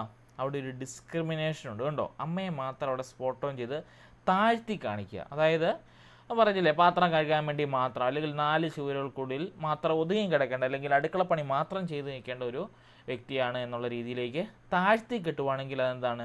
ഡിസ്ക്രിമിനേഷനാണ് കേട്ടോ, ലിംഗവിവേചനമാണ് കേട്ടോ. ഇതൊക്കെ സ്ഥിരം ചോദിക്കുന്ന പറയണോ. പിന്നെ ലിംഗസമത്വം എന്ന് പറഞ്ഞാൽ എന്താണ്? ഈക്വൽ പ്രാധാന്യം കൊടുക്കുക, അങ്ങോട്ടും പ്രാധാന്യം ഇങ്ങോട്ടും പ്രാധാന്യം. ഇപ്പം ക്ലാസ്സിലെ ലീഡർ ആകേണ്ടത് ആൺകുട്ടികൾ മാത്രമാണ് എന്ന് പറഞ്ഞാൽ അവിടുത്തെ പ്രത്യേകത എന്തായിട്ട് മാറും? അത് ജെൻഡർ ഡിസ്ക്രിമിനേഷൻ ആയിട്ട് മാറും, ശരിയല്ലേ? നേരെ മറിച്ച് ഇങ്ങനെയാണ് പറയുന്നത്, അതായത് ഈ ഒരു മാസത്തെ ലീഡർ ആൺകുട്ടികളുടെ സൈഡിൽ നിന്നും അടുത്ത മാസത്തെ ലീഡർ പെൺകുട്ടികളുടെ സൈഡിൽ നിന്നുമാണെന്ന് പറഞ്ഞാലോ അതൊരു ലിംഗ സമത്വമായിട്ട് മാറും കണ്ടോ. അപ്പോൾ വ്യത്യാസങ്ങൾ തിരിച്ചറിയണം. അപ്പോൾ അവിടെ വരേണ്ടത് ജെൻഡർ ഇക്വാലിറ്റി. നേരെ മറിച്ച് ഒരാളെ മാത്രം ഫോക്കസ് ചെയ്യുവാണെങ്കിൽ ജെൻഡർ ഡിസ്ക്രിമിനേഷൻ കേട്ടോ. ഇവിടെ ലിംഗ സ്ഥിരരൂപം വരാൻ കാരണം എന്താണ്? ഇത് സ്ഥിരമായിട്ട് നമ്മൾ പറയുന്ന കാര്യങ്ങൾ അല്ലെങ്കിൽ സ്ഥിരമായിട്ട് നമ്മൾ കാണുന്ന കാര്യങ്ങൾ. ഇപ്പോൾ നമ്മൾ പറയത്തില്ലേ, സ്ത്രീകൾ പൊതുവെ ബലഹീനരാണ്, ശരിയല്ലേ? ബലഹീനരാന്ന് പറഞ്ഞാൽ അതിൻ്റെ അർത്ഥം എന്താ? പൊതുവേ അവരുടെ കാഴ്ചപ്പാട് അങ്ങനെ അല്ലേ, ബലഹീനര. അപ്പോൾ എന്താണ്? അതൊരു സ്ഥിരരൂപമാണ്, ശരിയല്ലേ? അതൊക്കെ ഓർത്തിരിക്കണം, അതൊക്കെ ചോദിക്കുന്ന ചോദ്യമാണ്. പിന്നെ ലിംഗ അനന്യത, അതായത് ജെൻഡർ ഐഡൻറ്റിറ്റി എന്ന് പറഞ്ഞാൽ which is your gender, whether you female or male or transgender, ആ ഒരു ഇതിലേക്ക് വരുന്നതാണ് ജെൻഡർ ഐഡൻറ്റിറ്റി. പിന്നെ ലിംഗവിശ്വാസ്യത, എൻ്റെ ജെൻഡർ ഇതാണ്, എന്നെക്കൊണ്ട് ഇതൊക്കെ ചെയ്യാൻ പറ്റും, അല്ലെങ്കിൽ എൻ്റെ ജെൻഡർ ഇതാണ്, എന്നെക്കൊണ്ട് ഇന്നൊക്കെ കാര്യങ്ങൾ പറ്റില്ല. ഇപ്പോൾ ഒരു പെണ്ണായ എന്നെ സംബന്ധിച്ചോളം എനിക്ക് മരത്തെ വലിഞ്ഞു കയറാനോ തെങ്ങ കയറി തേങ്ങ ഇടാനോ പെട്ടെന്ന് പറ്റുന്ന കാര്യമല്ല. പക്ഷേ ഒരാണായ എനിക്ക് അങ്ങനെ പ്രത്യേകിച്ച് കാര്യങ്ങളൊന്നും നോക്കേണ്ട ആവശ്യമില്ല, വലിഞ്ഞു കയറിയിട്ടിടാം കണ്ടോ. അപ്പം അങ്ങനെ വരുമ്പോൾ അതെന്താണ്? ജെൻഡർ ബിലീവ്സ് ആണ് കേട്ടോ. അതായത് എന്നെക്കൊണ്ട് എന്നെയൊക്കെ പറ്റും, എന്നെക്കൊണ്ട് എന്നെയൊക്കെ പറ്റത്തില്ല. ഇപ്പോൾ പറമ്പിറങ്ങി കളയ്ക്കുക എന്ന് പറഞ്ഞാൽ പെൺകുട്ടികളെ സംബന്ധിച്ച് കുറച്ച് പാടുള്ള കാര്യമാണ്, ആൺകുട്ടികളെ സംബന്ധിച്ച് അത്ര വലിയ പാട് കാണത്തില്ല കേട്ടോ. അപ്പം അങ്ങനെ വരുമ്പോൾ അവിടെ ലിംഗവിശ്വാസ്യത അവിടെ വരും കേട്ടോ. സോ ഓരോ ക്വസ്റ്റ്യൻ കാണുമ്പോൾ നിങ്ങളത് ഏതാണെന്ന് ഓപ്ഷൻ വായിച്ച് നോക്കി കറക്റ്റായിട്ട് നിങ്ങൾ ഐഡൻറ്റിഫൈ ചെയ്യണം. ഇതിൻ്റെ ക്ലാസ് വന്നതല്ലേ, ജെൻഡറിൻ്റെ ക്ലാസ്, അത് വളരെ ഇമ്പോർട്ടൻ്റ് ആണ് കേട്ടോ. ആ ക്ലാസ്സിന് ഇപ്പം ഇന്നത്തെ കാലത്ത് പ്രത്യേകിച്ച് വളരെ പ്രാധാന്യം അർഹിക്കുന്നതുകൊണ്ട് തന്നെ അവിടുന്ന് ചോദ്യം ഉറപ്പായിട്ട് ചോദിക്കും കേട്ടോ. സോ അത് നോക്കിയിട്ട് വേണം പോകാൻ. അടുത്ത 7ാമത്തെ ക്വസ്റ്റ്യൻ നോക്കി, സ്കീമ ഞാൻ പഠിപ്പിച്ചതാ, ചേരുംപടി ചേർക്കുക. Okay, schema Erikson, LAD Vygotsky, identity crisis പിയാഷെ, ZPD ചോംസ്കി. ഓക്കെ, നമുക്ക് ശരിയായിട്ട് ഉറപ്പ് എഴുതാലോ. സ്കീമ ആരുടെയാ? ആരുടെ വാക്കാ സ്കീമ? പറഞ്ഞോ, ആരുടെയാ സ്കീമ? ആരുടെയാ? പിയാഷെ. ഓക്കെ, കറക്റ്റാണ്. പിയാഷയുടെ ബാക്കി ടേംസ് എന്നൊക്കെയാ? സ്കീമ മാത്രമാണോ? ഞാൻ പറഞ്ഞായിരുന്നു എഴുതി വെക്കണം, ഞാൻ എഴുതി പഠിപ്പിച്ചത് നിങ്ങളെ. സ്കീമ, അസിമുലേഷൻ, അക്കോമഡേഷൻ, സംസ്ഥാപനം, സാംശീകരണം, ഇക്വിലിബ്രിയം, ഡിസ്ഇക്വിലിബ്രിയം അല്ലേ, സന്തുലിതാവസ്ഥ, സംയോജനം, ഇതൊക്കെ ആരുടെ ആയിരുന്നു? പിയാഷയുടെ ആയിരുന്നു. ഇനി LAD, അത് നിങ്ങളെ ഞാൻ പഠിപ്പിച്ച LAD ലാംഗ്വേജ് അക്വിസിഷൻ ഡിവൈസ് ആരുടെയാ? തലയിലൊരു ഡിവൈസ് ഉണ്ട്, ചോംസ്കി. ഓക്കെ, B വരേണ്ടത് 4ലേക്ക്, അതും കറക്റ്റാണ് കേട്ടോ. ചോംസ്കിയുടെ മറ്റൊരു കാര്യം പറഞ്ഞേ, നോം ചോംസ്കിയുടെ മറ്റൊരു കാര്യം പറഞ്ഞേ, ഇമ്പോർട്ടൻ്റ് ആയിട്ടുള്ള കാര്യം. മറന്നുപോയോ? എന്തോ കേട്ടില്ല. കൈത്താങ് ചോംസ്കിയുടെ ആണോ? അടികൊള്ളു. ചോംസ്കിയുടെ UG കേട്ടിട്ടുണ്ടോ? യൂണിവേഴ്സൽ ഗ്രാമർ തിയറി, അതാണ് മിക്കപ്പോഴും പരീക്ഷ ചോദിക്കുന്നത് കേട്ടോ. യൂണിവേഴ്സൽ ഗ്രാമർ തിയറി അല്ലെങ്കിൽ രചനാന്തര പ്രജനന വ്യാകരണം. ഓർമ്മയില്ലേ ഞാൻ ഈ ഒരു വാക്ക് പറയാനായിട്ട് കിടന്ന് പാടുപെട്ടതൊക്കെ? രചനാന്തര പ്രജനന വ്യാകരണം അല്ലെങ്കിൽ യൂണിവേഴ്സൽ ഗ്രാമർ തിയറി. അപ്പം ഇതെല്ലാം ആരുടെയാണ്? നോം ചോംസ്കിയുടെ കേട്ടോ. യൂണിവേഴ്സൽ ഗ്രാമർ തിയറി, അതുപോലെ തന്നെ രചനാന്തര പ്രജനന വ്യാകരണം. Every inborn child has an ability to acquire all the grammatical skill of a language എന്നൊക്കെ പറഞ്ഞ് പഠിച്ചില്ലേ? അതായത് ജനിച്ച് വീഴുന്നൊരു കൊച്ചിനെ എല്ലാ ലാംഗ്വേജ് സ്കില്ലും കൊണ്ട് അവനൊക്കെ അത് ട്രെയിൻ ചെയ്യിച്ചാൽ മതി എന്നൊക്കെ നമ്മൾ പഠിച്ചില്ലായിരുന്നോ? അതെല്ലാം ചോംസ്കിയുടെ കേട്ടോ, നോം ചോംസ്കി. അതായത് ലാംഗ്വേജ് സംബന്ധമായിട്ട് ഏറ്റവും കൂടുതൽ തിയറി നടത്തിയ ആളാണ് ചോംസ്കി. ഇനി അടുത്ത ഐഡൻറ്റിറ്റി ക്രൈസിസ് ആരുടെയാണ്? ഇപ്പോൾ നമ്മൾ കണ്ടതാണ്, ഇപ്പോൾ ഞാൻ ഇന്നത്തെ ക്ലാസ്സിൽ പറഞ്ഞതാണ്, റിച്ചർഡ്സൺ. ഓക്കെ, കറക്റ്റാണ്. ZPD നമുക്കറിയാമല്ലോ, ആരുടെയാ? വൈഗോസ്കി. ZPDക്കകത്ത് വരേണ്ട വൈഗോസ്കിയുടെ മറ്റൊരു ടൈം എന്നാണ് ആര്? ഇപ്പം നമ്മുടെ സിസ്റ്റർ പറഞ്ഞ കൈത്താങ് കേട്ടോ. CAL, PAL, current ability level, potential ability level, കൈത്താങ്, സ്കഫോൾഡിങ്, ZPD, സോണോപ്രോക്സിയൽ ഡെവലപ്മെൻ്റ് എല്ലാം വൈഗോസ്കിയുടെ കേട്ടോ. അപ്പോൾ നോക്കിയേ, 1 3-നോടും, B 4-നോടും, C 1-നോടും, ഡി രണ്ടിനോടും ചേരണം. ഓപ്ഷൻ എ ആണ് കറക്റ്റ് ആൻസർ. കണ്ടോ, അത് പഠിച്ചാൽ വളരെ എളുപ്പമായിട്ട് ചെയ്യാൻ പറ്റും കേട്ടോ. ഓക്കെ, അടുത്ത ക്വസ്റ്റ്യൻ. ഹൊവാർഡ് ഗാർഡറുടെ ബഹുമുഖ സിദ്ധാന്ത പ്രകാരം താഴെ കൊടുത്തിരിക്കുന്നവയിൽ ഏറ്റവും അനുയോജ്യമായി ബന്ധപ്പെട്ടിരിക്കുന്നത് ഏതാണ്? കേട്ടോ, വളരെ നല്ലൊരു ക്വസ്റ്റ്യനാണ് കേട്ടോ. അതായത് തിയറി അറിഞ്ഞിട്ട് മാത്രം കാര്യമില്ല, അതിനെ യൂസ് ചെയ്യാൻ പഠിക്കണം കേട്ടോ. You should not to use the theory which you are studied. അപ്പോൾ നോക്കിയേ, ശില്പി ഭാഷാപരമായ ബുദ്ധി കൊണ്ട് എന്തെങ്കിലും ചെയ്യാൻ പറ്റുമോ? ശില്പി എന്ന് പറഞ്ഞാൽ ആർക്കിടെക്ട്. ഭാഷാപരമായ ബുദ്ധി കൊണ്ട് അത്ര പ്രയോജനമുണ്ടോ ശില്പിക്ക്? ഏറ്റവും അനുയോജ്യമായിട്ട് വേണം. ഒന്നാലോചിച്ച് നോക്കിയേ, ശില്പിയെ സംബന്ധിച്ചോളം ഇപ്പോൾ ഒരു കൊത്തുപണി നടത്തുന്ന ഒരാൾ, തടിയിൽ കൊത്തുപണി നടത്തുന്ന ഒരാൾക്ക് ഭാഷാപരമായിട്ടുള്ള ബുദ്ധി കൊണ്ട് വലിയ പ്രയോജനം ഉണ്ടോ? ഇല്ല. സോ അത് വെട്ടിക്കള. അടുത്തത് നോക്കിയേ, തത്വചിന്തകൻ, അതായത് കുത്തിയിരുന്ന് ആലോചിച്ചിരുന്ന് എഴുതുന്ന ഫിലോസഫർക്ക് ശാരീരിക ജാലക ബുദ്ധി, ഡാൻസ് കളിച്ചുകൊണ്ട് എഴുതേണ്ട വല്ല ആവശ്യമുണ്ടോ? അല്ലെങ്കിൽ സൈക്കിൾ ഓട്ടിക്കൊണ്ട് എഴുതേണ്ട ആവശ്യമുണ്ടോ? ഇല്ല. ഓക്കെ, അടുത്ത ഡാൻസർ. Very good. അന്തർവൈയക്തിക ബുദ്ധി, അതായത് ഇൻ്റർപേഴ്സണൽ ഇൻ്റലിജൻസ് ഉണ്ടെങ്കിൽ മാത്രമേ ഒരു ഡാൻസർക്ക് ഡാൻസ് കളിക്കാൻ പറ്റത്തുള്ളൂ. എന്ന് പറഞ്ഞാൽ ഒരു ഡാൻസർ സ്റ്റേജിൽ കയറി കളിക്കുമ്പോൾ ഇൻട്രാപേഴ്സണൽ എല്ലാവരോടും നോക്കിയിട്ട് എല്ലാവരും കീഴിച്ച് ഡാൻസ് കളിക്കേണ്ട വല്ല ആവശ്യമുണ്ടോ? ഇൻ്റർപേഴ്സണൽ സ്കില്ല് വേണ്ട ആവശ്യമുണ്ടോ? ഇല്ല. അങ്ങനെയാണെങ്കിൽ അടുത്തയാൾ നോക്കിയേ, കർഷകൻ പ്രകൃതിപരമായിട്ടുള്ള ബുദ്ധി ഉടമയാണോ? അതെ. കണ്ടോ, ഉത്തരം വന്ന കണ്ടോ? ഇങ്ങനെ ഓരോന്നോരോന്ന് ചൂസ് ചെയ്ത് കണ്ടുപിടിക്കണം. കണ്ടോ, ഇനി ശില്പിക്ക് ഇതിനകത്തുള്ള ഏത് വേണേ പറ്റും? ഈ ഒരു ശില്പിയെ സംബന്ധിച്ചുള്ള ഏത് തരത്തിലുള്ള ബുദ്ധിയാണ് വേണ്ടത്? നമുക്കറിയാലോ, 9 ബുദ്ധിക്കകത്ത് ഏത് ബുദ്ധിയാണ് വേണ്ടത്? ശില്പിയെ സംബന്ധിച്ച് ഏറ്റവും കൂടുതലായിട്ട് വേണ്ടത് അന്തർവൈയക്തിക ബുദ്ധി വേണം. ഓക്കെ, അതിലും ഏറ്റവും കൂടുതലായിട്ട് ഇതിലില്ലാത്ത ഒരെണ്ണമായിരിക്കും വരേണ്ടത്. ഏതായിരിക്കും വരേണ്ടത് ശില്പിയെ സംബന്ധിച്ചോളം? നമ്മൾ പഠിച്ചില്ലേ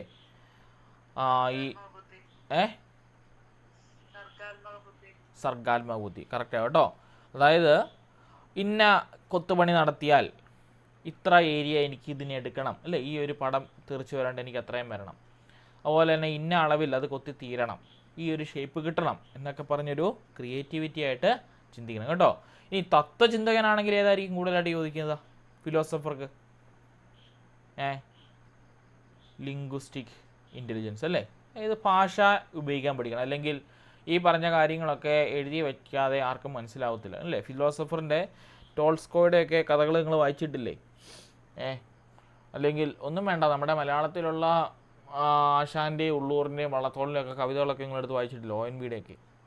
അതിൻ്റെ അകത്ത് ഈയിടെ ഒരാൾ മരിച്ചു, വേറെ ചോദ്യങ്ങൾ ചോദിക്കാൻ സാധ്യതയുണ്ട്. ആരായിരുന്നു അറിയാമോ? വാർത്തയൊന്നും വായിക്കുന്നില്ലേ? കഴിഞ്ഞ ആഴ്ച ഒരാൾ മരിച്ചായിരുന്നു. ആരായിരുന്നു? MK സാനു കേട്ടോ. അതിൽ നിന്നൊക്കെ ചോദ്യങ്ങൾ ചോദിക്കാം കേട്ടോ. അപ്പം അങ്ങനെയുള്ള ആൾക്കാർക്കൊക്കെ എന്താ വേണ്ടത്? ലിംഗ്വിസ്റ്റിക് ബോഡി വേണ്ടത്. പിന്നെ അതുപോലെ തന്നെ ഡാൻസർക്കോ ഏറ്റവും നന്നായിട്ട് വേണ്ടത് തന്നെ മെയ് വഴക്കം. ശരിയല്ല, അതായത് ബോഡിലി കൈനറ്റിക് ഇൻ്റലിജൻസ് ആണ് കൂടുതലായിട്ട് വേണ്ടത്. ഓക്കെ, അത് നിങ്ങൾ നോട്ട് ചെയ്ത് അത് ഏതാണെന്നുള്ള രീതിയിൽ അറിഞ്ഞിരിക്കണം കേട്ടോ. സോ നമ്മുടെ ഇത് കണ്ടുപിടിച്ചത് ആരാ? ഈ 9 തരം ബുദ്ധി ഉണ്ടെന്ന് കണ്ടുപിടിച്ചത് ആരാ? Howard Gardner. ഓക്കെ, കറക്റ്റ് കേട്ടോ. അതൊക്കെ അറിയാം. ഇനിയും IQ EQ കണ്ടുപിടിക്കുന്ന ഇക്വേഷനൊക്കെ അറിയാം. അവിടെ നിന്ന് ഇപ്പോഴും ചോദ്യം ഉള്ളതായിരുന്നു, ഇപ്രാവശ്യം കണ്ടില്ല. ഇവിടെ നിന്ന് ചോദിച്ചുകൊണ്ടായിരിക്കും. IQ EQ കണ്ടുപിടിക്കുന്ന ഇക്വേഷൻ, MA കണ്ടുപിടിക്കുന്ന ഇക്വേഷൻ. ഓക്കെ, IQ = MA/CA × 100 കേട്ടോ. Very good. അതായത് മാനസിക വയസ്സിനെ കാലിക വയസ്സ് കൊണ്ട് ഹരിച്ചതിന് ശേഷം 100 വെച്ച് ഗുണിക്കണം. മാനസിക വയസ്സ് നമുക്ക് കണ്ടുപിടിക്കാൻ അത്ര എളുപ്പമല്ല, പക്ഷേ കാലിക വയസ്സ് പറഞ്ഞാൽ ഇപ്പോൾ ഒരാൾക്കുള്ള ക്രോണോളജിക്കൽ ഏജ്, ഇപ്പോൾ ഒരാൾക്കുള്ള ഏജ് എത്രയാണ് അതിന് പറഞ്ഞ പേരാണ് കാലിക വയസ്സ്. അതിനെ 100 കൊണ്ട് ഗുണിച്ചാൽ നമുക്ക് IQ ഇൻ്റലിജൻസ് കോൺസ്റ്റൻറ്റ് കിട്ടുമെന്നൊക്കെ കണ്ടുപിടിച്ചത് കേട്ടോ. ആ കാര്യങ്ങളൊക്കെ ഓർത്തിരിക്കണം. ഇനിയും 9ാമത്തെ ക്വസ്റ്റ്യൻ നോക്കിയേ, റോബിൻ കണക്കിൽ വളരെ മോശമാണ്. താഴെ പറയുന്നതിൽ എന്തായിരിക്കും അതിനുള്ള കാരണം? കണ്ടോ, റോബിൻ എന്ന കുട്ടിയെ സംബന്ധിച്ചോളം കണക്കിൽ വളരെ മോശമാണ്. അപ്പോൾ എന്തായിരിക്കാം അതിന് കാരണമായിട്ടുള്ളത്? ഒന്ന് ലേണിംഗ് സ്റ്റൈലാണോ, അതോ പഠനശൈലിയാണോ, അഭിപ്രായമാണോ, മോട്ടിവേഷൻ കുറവാണോ, അതന്ത്യമായ ആകാംക്ഷ എക്സ്ട്രീം ആങ്സൈറ്റി ആണോ, മുന്നറിവുകളുടെ അഭാവം? ഏതായിരിക്കും ഇതിന് കാരണമായിട്ടുള്ളത്? 1ഉം 2ഉം മാത്രമാണോ, 1ഉം 2ഉം 3ഉം 4ഉം ആണോ, 2ഉം 3ഉം മാത്രമാണോ, 3ഉം 4ഉം ആണോ? ഒന്ന് ആലോചിച്ച് നോക്കിയേ. ഇപ്പം നമ്മളെ സംബന്ധിച്ച് നിങ്ങൾക്ക് കണക്കിൽ മോശമാണ്, നിങ്ങളെ ഓരോരുത്തരും എടുക്കുക, അല്ലെങ്കിൽ നമ്മളെ ഓരോരുത്തരും എടുക്കുക. നോക്കി, അപ്പോൾ കണക്കിൽ വളരെ മോശമായിട്ട് താഴെ പറയുന്നത് എന്തായിരിക്കും കാരണം? ഒന്ന്, നമ്മുടെ പഠനശൈലി അല്ലേ, ലേണിംഗ് സ്റ്റൈൽ അതിനൊരു കാരണമല്ലേ. നമ്മളന്നത്തെ കാര്യം എഴുതി പഠിക്കത്തില്ല, ശരിയല്ലേ? എല്ലാം കേട്ട് പഠിച്ചിട്ട് അവിടെ പോയിരിക്കും. ഉയ്യോ, ആ തിയറി എനിക്കറിയായിരുന്നു, ഞാനത് എൻ്റെ വിരലിൻ്റെ തുമ്പത്തുണ്ട്, പക്ഷേ ഇങ്ങോട്ട് തെളിഞ്ഞു വരുന്നില്ല. അതാണ് കുഴപ്പം. അതിന് കാര്യം എന്നാ? പഠനശൈലിയിലുള്ള വ്യത്യാസം. അതാണ് ഒന്നാമത്തെ കാര്യം. രണ്ടാമത്തെ അഭിപ്രേരണ, അല്ലേ? അതായത് നല്ല പോലെ പറഞ്ഞു തരാൻ അല്ലെങ്കിൽ നല്ലപോലെ ഒന്ന് മോട്ടിവേറ്റ് ചെയ്യാനായിട്ട് ഒരാളുടെ അഭാവം മൂലവും ഈ പറയുന്ന എന്ത് വരാം, നമുക്ക് ഗണിതത്തിൽ മാർക്ക് കുറയാം. മൂന്നാമത്തേത് മുന്നറിവുകളുടെ അഭാവം എന്ന് പറഞ്ഞാൽ എന്താണ്? നമുക്കിപ്പം ഇല്ലേ ഒരു തിയറി ചെയ്യണമെങ്കിൽ, ഇപ്പം 10ലെയൊക്കെ കണക്കാണെങ്കിൽ പഴയ പ്രീവിയസ് നോളജ് ഇല്ലാതെ പുതിയ സ്റ്റെപ്പുകൾ നമ്മൾ കൈകാര്യം ചെയ്യുമ്പോൾ അവിടെ സ്റ്റക്കായി പോകും, ശരിയല്ലേ? അതായത് നമുക്കറിയാം തിയറികളൊക്കെ ഫോം ചെയ്ത് വരണമെങ്കിൽ 8ാം ക്ലാസ്സിലെ നോളജും 9ാം ക്ലാസ്സിലെ നോളജും 4ാം ക്ലാസ്സിലെ നോളജ് വരെ നമുക്ക് എടുക്കേണ്ടതായിട്ട് വരും. അപ്പം അവിടെ മുന്നറിവുള്ള അഭാവം ഒരു പ്രശ്നമാണ്.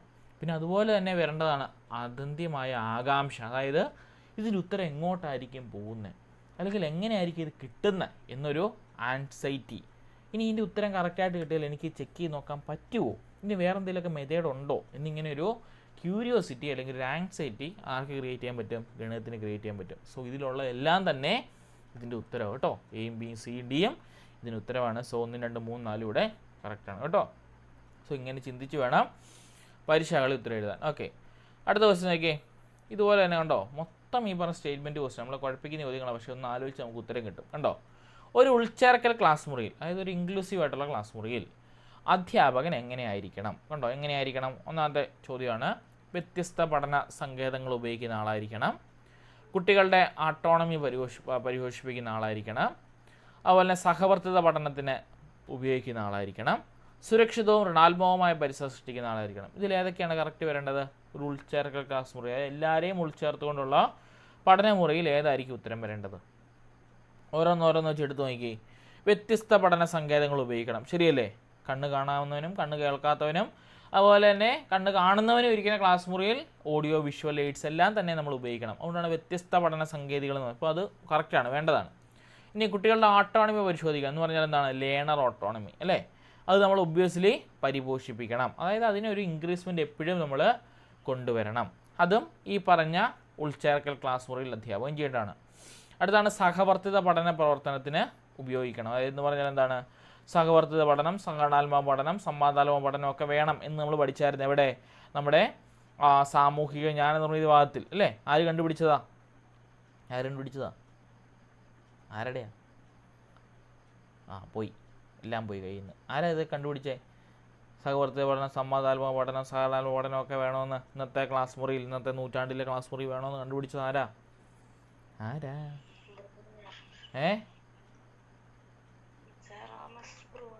ബ്രൂണർ. ഓക്കെ, അതറിയാം. ഓക്കെ, ഇനി അടുത്തേക്ക് സുരക്ഷിതവും ഋണാത്മകവുമായ പരിസരം സൃഷ്ടിക്കുക. അതായത് അവർക്ക് പോസിറ്റീവായിട്ടൊരു എൻവയോൺമെൻറ്റ് നമ്മൾ സൃഷ്ടിക്കണം, അവരെ നമ്മൾ പോസിറ്റീവായിട്ട് കൊണ്ടു നടത്തണം. അതുപോലെ തന്നെ നമ്മൾ ലേണിംഗ് എൻവയോൺമെൻറ്റ് എന്തായിരിക്കണം? സേഫ്റ്റി നമ്മൾ ഉറപ്പുവരുത്തണം. ഇതെല്ലാം വേണ്ടതാണ്. സോ ഈ 4ഉം ഇതിൻ്റെ ഉത്തരവാണ്. സോ ABCD, അതായത് 1, 2, 3, 4 ഇതിൻ്റെ ഉത്തരവാണ് കേട്ടോ. ഓക്കെ, അടുത്ത ക്വസ്റ്റ്യൻ, 11ാമത്തെ ക്വസ്റ്റ്യൻ. ജനറൽ എക്സൈറ്റ്മെൻറ്റ് എന്ന ഒരു വികാരം മാത്രമാണ് എമി എന്ന കുട്ടി പ്രകടിപ്പിക്കുന്നത്. അത് നമ്മൾ കാതറിൻ ബിഡ്ജസിൻ്റെ ചാർട്ട് കണ്ടായിരുന്നു. അതിൻ്റെ അകത്ത് എക്സൈറ്റ്മെൻറ്റ് മാത്രം ഒരു കുട്ടി പ്രവർത്തിക്കുകയാണെങ്കിൽ ആ കുട്ടി ഏത് ഘട്ടത്തിലായിരിക്കും ഉണ്ടായിരിക്കുക? നമുക്കത് ഉത്തരം കാണാതെ തന്നെ അറിയില്ലേ. ഏറ്റവും ആദ്യം ജനിച്ച് വീഴുന്ന കുട്ടിക്ക് എന്ത് മാത്രമേ ഉള്ളൂ? ഒരു എക്സൈറ്റ്മെൻറ്റ് മാത്രമേ ഉള്ളൂ, ശരിയല്ലേ? അതിൻ്റെ ചാർട്ട് ഞാൻ ഒന്ന് വ്യക്തമായിട്ട് എടുത്ത് കാണിച്ചതാണ്. അതായത് നമ്മുടെ കാതറിൻ ബിഡ്ജസാണ് കുട്ടികളുണ്ടാകുന്ന ഈ പറയുന്ന കാര്യത്തെപ്പറ്റി ഒരു സ്റ്റഡീസ് നടത്തിയത്. അതിൻ്റെ അകത്ത് ഏറ്റവും ആദ്യം തന്നെ ഉള്ളതാണ് എക്സൈറ്റ്മെൻറ്റ് എന്ന് പറഞ്ഞ് കൊടുത്തിരിക്കുന്നത് കേട്ടോ. അതിൽ കാണിച്ചു തരാം. ഓക്കെ, അതിൽ നമ്മൾ കണ്ടായിരുന്നു ജനിച്ച് വീഴുന്ന അല്ലെങ്കിൽ ശൈശവത്തിലുള്ളൊരു കുട്ടിക്കാണ് കണ്ടോ അത് നടക്കുന്നത്. ബ്രിഡ്ജസ് സ്റ്റഡി കണ്ടോ, നല്ലതുണ്ടോ? എക്സൈറ്റ്മെൻറ്റ് കണ്ടോ. ആദ്യം ബൈ ബർത്തിൽ അല്ലെങ്കിൽ ശൈശവത്തിൽ വരുന്ന ഒരു കൊച്ചിന് എന്ത് മാത്രമേ ഉള്ളൂ? എക്സൈറ്റ്മെൻറ്റ്. എന്നാ വെച്ചാൽ കണ്ണുമിഴി മാത്രമേ ഉള്ളൂ, ശരിയല്ലേ? എന്നൊക്കെ വെക്കത്തേ ഉള്ളൂ. അപ്പം ഈ പറയുന്ന ഒരു എക്സൈറ്റ്മെൻറ്റ് മാത്രം എവിടെയുള്ളൂ? എമി എന്ന് പറഞ്ഞ കുട്ടിക്ക് ശൈശവത്തിലാണ് ഉണ്ടാവുക. കണ്ടോ, കൗമാരത്തിലേക്കൊക്കെ വരുമ്പോൾ കണ്ടോ 18, 20 മാസത്തിലേക്കൊക്കെ വരുമ്പോൾ എല്ലാ വികാരങ്ങളും അവിടെ കാണും. കണ്ടോ, എല്ലാ ഒരുമാതിരിപ്പെട്ട ഫിയർ, ഡിസ്ട്രക്റ്റ്, ആങ്കർ, ജലസി, കുശുമ്പ്, അസൂയ എല്ലാം തന്നെ അതിലേക്ക് കടന്നു വരും കേട്ടോ. പിന്നെ ഇവിടെ ചെന്ന മറ്റൊരു ഓപ്ഷനാണ് എന്താണ്? പിൽക്കാല ബാല്യം അല്ലെങ്കിൽ ലേറ്റ് ചൈൽഡ്ഹുഡ്. അവിടെയും നമുക്കറിയാം ഈ പറഞ്ഞ പേടി വരും, അതുപോലെ തന്നെ ആൻസൈറ്റി വരും, പിന്നെ അതുപോലെ തന്നെ ആങ്കർ, ദേഷ്യം വരും, അല്ലേ? അതുപോലെ തന്നെ സംസ്ഥാനം എന്ന് പറഞ്ഞാൽ ഒരു ഡിലേറ്റ്, കൊള്ളാം എന്നൊക്കെ ഒരു ചിന്താഗതി കേട്ടോ, അതെല്ലാം വരും.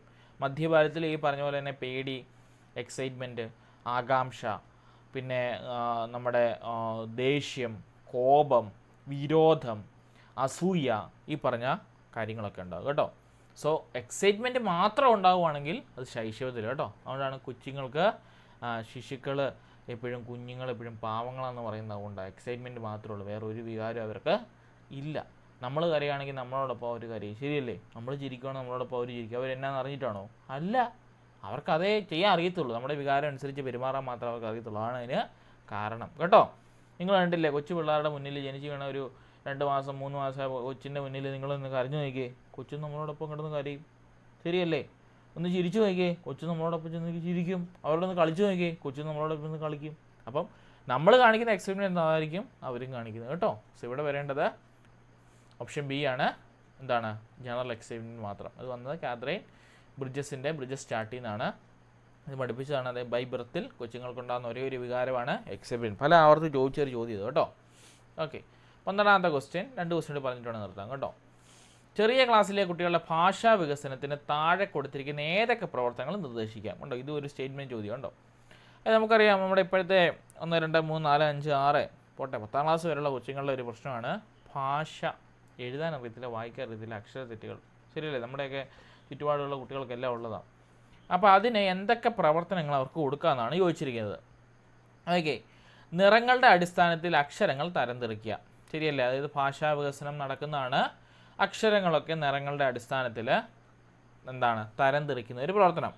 പിന്നെ കുത്തുകൾ തമ്മിൽ യോജിപ്പിച്ച് അക്ഷരങ്ങൾ നിർമ്മിക്കുക എന്ന് പറഞ്ഞാൽ, ഇപ്പോൾ റാ എന്ന് പറഞ്ഞ അക്ഷരമാണെങ്കിൽ ഇങ്ങനെ നമ്മൾ ഇട്ട് കൊടുക്കും, അവരെന്ത് ചെയ്യണം? ഇങ്ങനെ യോജിപ്പിക്കണം. അതും എന്താണ്? അത് വേണ്ടതാണ്. ഇനിയും വിരലടയാളം ഉപയോഗിച്ച് അക്ഷരങ്ങൾക്ക് നിറം പകരുക. അതായത് നമ്മുടെ ഒരു നിറത്തിൽ, നമ്മൾ നീല നിറത്തിൽ ഇങ്ങനെ മുക്കിയിട്ട് വിരൽ ഉപയോഗിച്ച് എന്ത് ചെയ്യണം? ആ എന്തെങ്കിൽ ഇ അല്ലെങ്കിൽ സി അല്ലെങ്കിൽ ന എന്നിങ്ങനെ വലുപ്പത്തിൽ എഴുതിയിട്ടുണ്ടെന്ന് വെക്കുക കേട്ടോ. ഇങ്ങനെ വലുപ്പത്തിൽ എഴുതിയിട്ടുണ്ടെങ്കിൽ എന്ത് ചെയ്യണം? അതിൻ്റെ പുറത്തുകൂടി ഇങ്ങനെ വിരൽ ഉപയോഗിച്ച് നമ്മൾ നിറം ഇങ്ങനെ കൊടുക്കണം. അതും നമുക്ക് ചെയ്യാൻ പറ്റുന്നതാണ്. ഇനി അക്ഷരം കൊണ്ടുള്ള ബ്ലോക്ക് നിർമ്മാണ പ്രവർത്തനങ്ങൾ.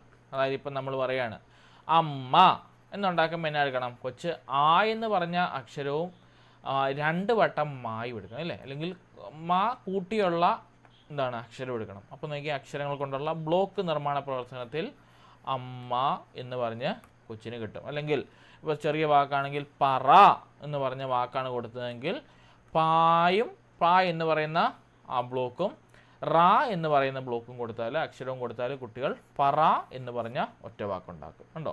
തറ, പന, അതുപോലെ തന്നെയുള്ള കുഞ്ഞു കുഞ്ഞു വാക്കുകളൊക്കെ കുട്ടികൾ ഉണ്ടാക്കുന്ന ഗെയിംസൊക്കെ ഈ പറഞ്ഞ ഭാഷാ വികസനത്തിന് പറ്റുന്ന ഇതാണ് കേട്ടോ. LP തലത്തിലൊക്കെ ചെയ്യാൻ പറ്റുന്ന ആക്ടിവിറ്റീസ്. സോ എന്താണ് ഈ പറഞ്ഞ 1 2 3 4 കറക്റ്റാണ് കേട്ടോ. ഓക്കെ, അടുത്ത ക്വസ്റ്റ്യൻ, ഭിന്നശേഷിക്കാരുടെ ഉന്നമനത്തിനായുള്ള UN കൺസർവേഷൻ നടന്നത് എന്നാണ്? അത് നടന്നത് 2006 കേട്ടോ. 2006 ഡിസംബർ 13-ാം തീയതിയാണ് കേട്ടോ. 2006 ഡിസംബർ 13-ാം തീയതി. പക്ഷേ ഇങ്ങനൊരു ഓപ്ഷൻ ഇതിനകത്തുണ്ടോ? 2006 ഡിസംബർ 13 ഓപ്ഷൻ ഉണ്ടോ? ഇതൊരു GK ക്വസ്റ്റ്യൻ വന്നതാണ് കേട്ടോ. മിക്കപ്പോഴും ഈ പറഞ്ഞ നമ്മുടെ എന്താണ് PWDക്കാരനകത്തുനിന്ന് GK ക്വസ്റ്റ്യൻ ചോദിക്കുന്നത് സർവ്വസാധാരണ സൈക്കോളജിക്ക് കേട്ടോ. ഈ ഡിസംബർ 13 2006 എന്ന് പറഞ്ഞ ഓപ്ഷൻ ഉണ്ടോ? ഇല്ല. അതുകൊണ്ട് തന്നെ ഈ ക്വസ്റ്റ്യൻ എന്നാ പറ്റി? റോങ് ക്വസ്റ്റ്യൻ ആയിട്ട് പോയി. ഈ ക്വസ്റ്റ്യൻ എല്ലാവർക്കും ഓരോ മാർക്ക് വെച്ച് കിട്ടി കേട്ടോ. ഞാൻ എൻ്റെ ഇത് ആൻസർ കീ നോക്കിയായിരുന്നുണ്ടോ. നമ്മുടെ സെറ്റ് ബിയിലെ 13ാമത്തെ ക്വസ്റ്റ്യൻ എന്തായിട്ട് മാറി കണ്ടോ? റെക്ടിഫൈഡ് കീ പരീക്ഷാവിന് ഇട്ടതാണ്, ഞാൻ അടിച്ച് കയറ്റിയൊന്നുമല്ല കണ്ടോ. സെറ്റ് ബി ആണ് നമ്മളിപ്പോൾ ഡിസ്കസ് ചെയ്തുകൊണ്ടിരിക്കുന്നത്. അതിലെ 13ാമത്തെ ക്വസ്റ്റ്യൻ റോങ് ക്വസ്റ്റ്യൻ ആണ്. അതുകൊണ്ട് തന്നെ അതിൻ്റെ ക്വസ്റ്റ്യൻ ക്യാൻസൽ ചെയ്തു കേട്ടോ. അതുകൊണ്ട് തന്നെ ആ ക്വസ്റ്റ്യൻ അപ്പിയർ ചെയ്ത് എല്ലാവർക്കും എത്ര മാർക്ക് കിട്ടി? 1 മാർക്ക് കിട്ടി. അല്ലെ തന്നെ കയറ്റി പരീക്ഷ എല്ലാ ക്വസ്റ്റ്യനും അപ്പിയർ ചെയ്യണം, നെഗറ്റീവ് മാർക്കിംഗ് ഇല്ല കേട്ടോ. ഇങ്ങനെ വല്ലതൊക്കെ വന്നാൽ 1 മാർക്ക് കിട്ടും. അതുപോലെ തന്നെ ഇംഗ്ലീഷിനകത്ത് ഒരു ക്വസ്റ്റ്യൻ ക്യാൻസലായിരുന്നു. നമ്മൾ ഡിസ്കസ് ചെയ്യാൻ പോകുന്ന 145ാമത്തെ ക്വസ്റ്റ്യൻ ക്യാൻസലായി പോയതാണ്, അതിന് മാർക്ക് കിട്ടി. സോ 88 കിടന്ന ആളാണെങ്കിൽ 90 മാർക്ക് കിട്ടി, ആൾ പാസ്സാവും കേട്ടോ. അങ്ങനെയുള്ള ഗുണമൊക്കെ ഉണ്ട്. സോ എല്ലാ ക്വസ്റ്റ്യൻ എഴുതണം കേട്ടോ. കാറ്റഗറി 2 ആണ് കണ്ടോ, ഇത്രയും ക്വസ്റ്റ്യൻ ക്യാൻസലായി. സൈക്കോളജിക്കകത്ത്, മാത്സിനകത്ത്, സോഷ്യലിനകത്ത്, മലയാളത്തിനകത്ത് കണ്ടോ. മലയാളത്തിനകത്ത് ഓപ്ഷൻ മാറി വന്നു, ബാക്കി 3 ക്വസ്റ്റ്യൻ ക്യാൻസലായി, 3 മാർക്ക് അവിടെ കിട്ടേണ്ടത് കേട്ടോ. ഉണ്ടോ ഓരോ ഇതിൻ്റെ അകത്തുള്ള ഉത്തരങ്ങളുടെ ഇതാണ്. സോ ആ ക്വസ്റ്റ്യൻ ക്യാൻസലായി പോയി. ഏതാണ് 2006 ഓർത്തിരുന്നാണ്. 2006 ഡിസംബർ 13 ഈ പറഞ്ഞ കാര്യം വേണ്ടത് കേട്ടോ. ഇവിടെ 2006 ഉത്തരം സി ആയിട്ട് മാറിയേനെ. പക്ഷേ ഇവിടെ അതില്ലാത്തതുകൊണ്ട് ഈ ക്വസ്റ്റ്യൻ ക്യാൻസലായിട്ട് പോയി കേട്ടോ. ഓക്കെ, ഈ ഒരു ക്വസ്റ്റ്യൻ കൂടി പറഞ്ഞു നിർത്താം. കുട്ടികളുടെ പേശി ചാലക വികാസത്തിന് ഉദാഹരണം എന്താണ്? അതായത് പേശി എന്ന് പറഞ്ഞാൽ നമുക്കറിയാലോ, സ്ഥൂലപേശത്തിൽ നിന്നും സൂക്ഷ്മപേശത്തിലേക്ക്, അല്ലെങ്കിൽ സൂക്ഷ്മപേശത്തിൽ നിന്നും സ്ഥൂലപേശത്തിലേക്ക് നമ്മൾ പഠിച്ചായിരുന്നു അല്ലേ. അപ്പോൾ അവിടെ പേശി ചാലക വികാസത്തിന് ഉദാഹരണം എന്നാണ് ചോദിച്ചിരിക്കുന്നത്. ഘനരൂപത്തിലുള്ള ആഹാരം കഴിക്കുവാൻ ആരംഭിക്കുക. അതായത് ഘനരൂപം എന്ന് പറഞ്ഞാൽ ചോറ്, അതുപോലെ തന്നെ സോൾഡ് ആയിട്ടുള്ള ആഹാരങ്ങൾ, ഇപ്പോൾ ആപ്പിള്, മുന്തിരി, ഓറഞ്ച്, ഇതുപോലെയുള്ള സോളിഡ് രൂപത്തിലുള്ള ആഹാരങ്ങൾ കഴിക്കാൻ ആരംഭിക്കുന്നതാണോ?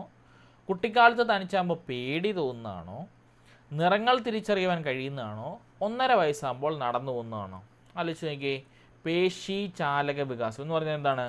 സ്ഥൂല പേശിയും സൂക്ഷ്മപേശിയും എല്ലാം ചെയ്യണം. അത് ഉദാഹരണം ചോദിച്ചിരിക്കുന്നത്. അപ്പോൾ നോക്കി, ഇതിലേതായിരിക്കും കൂടുതൽ ആപ്റ്റായിട്ടുള്ളത്? ഖരരൂപത്തിലുള്ള ആഹാരം കഴിക്കുവാൻ ആരംഭിക്കുന്നതാണോ? കുട്ടിക്കാലത്ത് തനിച്ചാകുമ്പോൾ പേടി തോന്നുന്നതാണോ? നിറങ്ങൾ തിരിച്ചറിയാൻ കഴിയുന്നതാണോ? 1.5 വയസ്സാകുമ്പോൾ നടന്നു തുടങ്ങുന്നതാണോ? ഇവിടെ ഇങ്ങനെയും ചിന്തിച്ച് നോക്കിയേ. പേശി ചാലക വികാസം ഇതിനകത്ത് ഏതൊക്കെ ഉള്ളൂ? അങ്ങനെ ചിന്തിച്ചേ, ഏതൊക്കെ ഉള്ളൂ? പേശി ചാലക വികാസം ശരീരം അനങ്ങിയുള്ള പരിപാടി ഏത് മാത്രമേ ഉള്ളൂ? അങ്ങനെ ചിന്തിച്ചേ. അവിടെ നോക്കാം, ഓപ്ഷനിലേക്ക് വരാൻ നോക്കാം. കേട്ടില്ല. ഓക്കെ, 1.5 വയസ്സാകുമ്പോൾ നടന്നു തുടങ്ങുന്നതെന്ന് പറഞ്ഞാൽ പേശി സംബന്ധമായിട്ടുള്ളതായിരിക്കണം. വേറെ എന്തെങ്കിലും ഉണ്ടോ പേശി സംബന്ധമായിട്ടുള്ളത്? ഉണ്ടോ? ഒരെണ്ണം കൂടിയുണ്ട്. ഏതാണ്? ഖരരൂപത്തിലുള്ള ആഹാരം കഴിക്കുവാൻ ആരംഭിക്കുന്നത് അല്ലേ. അതായത് ഈ പറഞ്ഞ സോളിഡ് ആയിട്ടുള്ള ഈ സാധനം, ഇപ്പം നിങ്ങൾ ആലോചിച്ച് നോക്കി, ഒരു മുന്തിരി കഴിക്കണമെങ്കിൽ കൊച്ചിൻ്റെ 2 വിരലുകൾ അനങ്ങണം, ശരിയല്ലേ? ആ വിരലുകൾ അനങ്ങി അവൻ ആ മുന്തിരിക്കൊലയിൽ നിന്ന് ആ മുന്തിരിങ്ങ പറിച്ച് അത് കഴുകി അതിനെ കയ്യിലിട്ട്, ഇല്ലേ, പിള്ളേരല്ലേ, കയ്യിലിട്ടൊന്ന് താലോലിച്ച് നോക്കി വായിലിട്ട് ചവയ്ക്കും. അവിടെ എന്ത് ചലനമുണ്ട്? സൂക്ഷ്മ ചലനമുണ്ട്. അല്ലെങ്കിൽ ഒരു ആപ്പിളാണെങ്കിൽ എടുത്ത് നോക്കി, കയ്യിൽ മൊത്തപ്പാടെ പിടിച്ച് അതിനെ കടിച്ച് തിന്നുമ്പോൾ അവിടെ ഒരു സൂക്ഷ്മ ചലനമുണ്ട്, ശരിയല്ലേ? ഇനിയും ചോറ് ഉരുട്ടി വായിലിടുന്നതാണെന്ന് ഉരുളയാക്കുന്നതാണെന്ന് നോക്കി, അവിടെയും സൂക്ഷ്മചലനം ഇല്ലേ? ഖരരൂപത്തിലുള്ള ആഹാരം കഴിക്കുമ്പോൾ ഇല്ലേ? ചോറ് ഉരുട്ടുമ്പോൾ നിങ്ങൾ ആലോചിച്ച് നോക്കിയേ, എല്ലാ വിരലുകളും അനങ്ങുന്നുണ്ട്, ശരിയല്ലേ? അതായത് സൂക്ഷ്മ പേശി ചലനങ്ങൾ അവിടെ നടക്കുന്നുണ്ട്. അതും അതിൻ്റെ അകത്ത് വരേണ്ടതാണ്.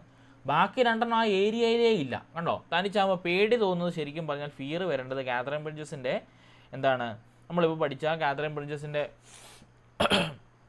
ചാർട്ടിനകത്ത് വരേണ്ടതാണ്. ഈ പറഞ്ഞ കുട്ടികളുണ്ടാകുന്ന വികാരമാണ് ഈ പറയുന്ന എന്താ പേടി എന്ന് പറയുന്നത്. അതൊരിക്കലും മോട്ടോർ ഡെവലപ്മെൻ്റ് അല്ല. അടുത്തത് നിറങ്ങൾ തിരിച്ചറിയാം. അതൊരു പിയാഷെ പറഞ്ഞ എന്താണ് കോഗ്നേറ്റീവ് അല്ലെങ്കിൽ വൈജ്ഞാനികമായിട്ടുള്ള കാര്യമാണ് ഈ പറഞ്ഞത്. അപ്പോൾ 2 ഇല്ല. അങ്ങനെയാണെങ്കിൽ ഇതിലേതായിരിക്കും പേശി ചാലക വികാസത്തിന് ഉദാഹരണമായിട്ട് വരേണ്ടത്? എ ആണോ ഡി ആണോ കൂടുതൽ ആപ്റ്റാകുന്നത്? അപ്പോൾ അവിടെ നോക്കേണ്ടത് ഏജ് കുറവുള്ളിടത്താണ് നോക്കേണ്ടത്, മനസ്സിലായോ? അതായത് ഏറ്റവും ഏജ് കുറവുള്ളപ്പോൾ ഏതായിരിക്കും സംഭവിക്കുന്നത്? നമ്മുടെ ആദ്യത്തെ ഖരരൂപത്തിലുള്ള ആഹാരം കഴിക്കുവാൻ ആരംഭിക്കുന്നത്.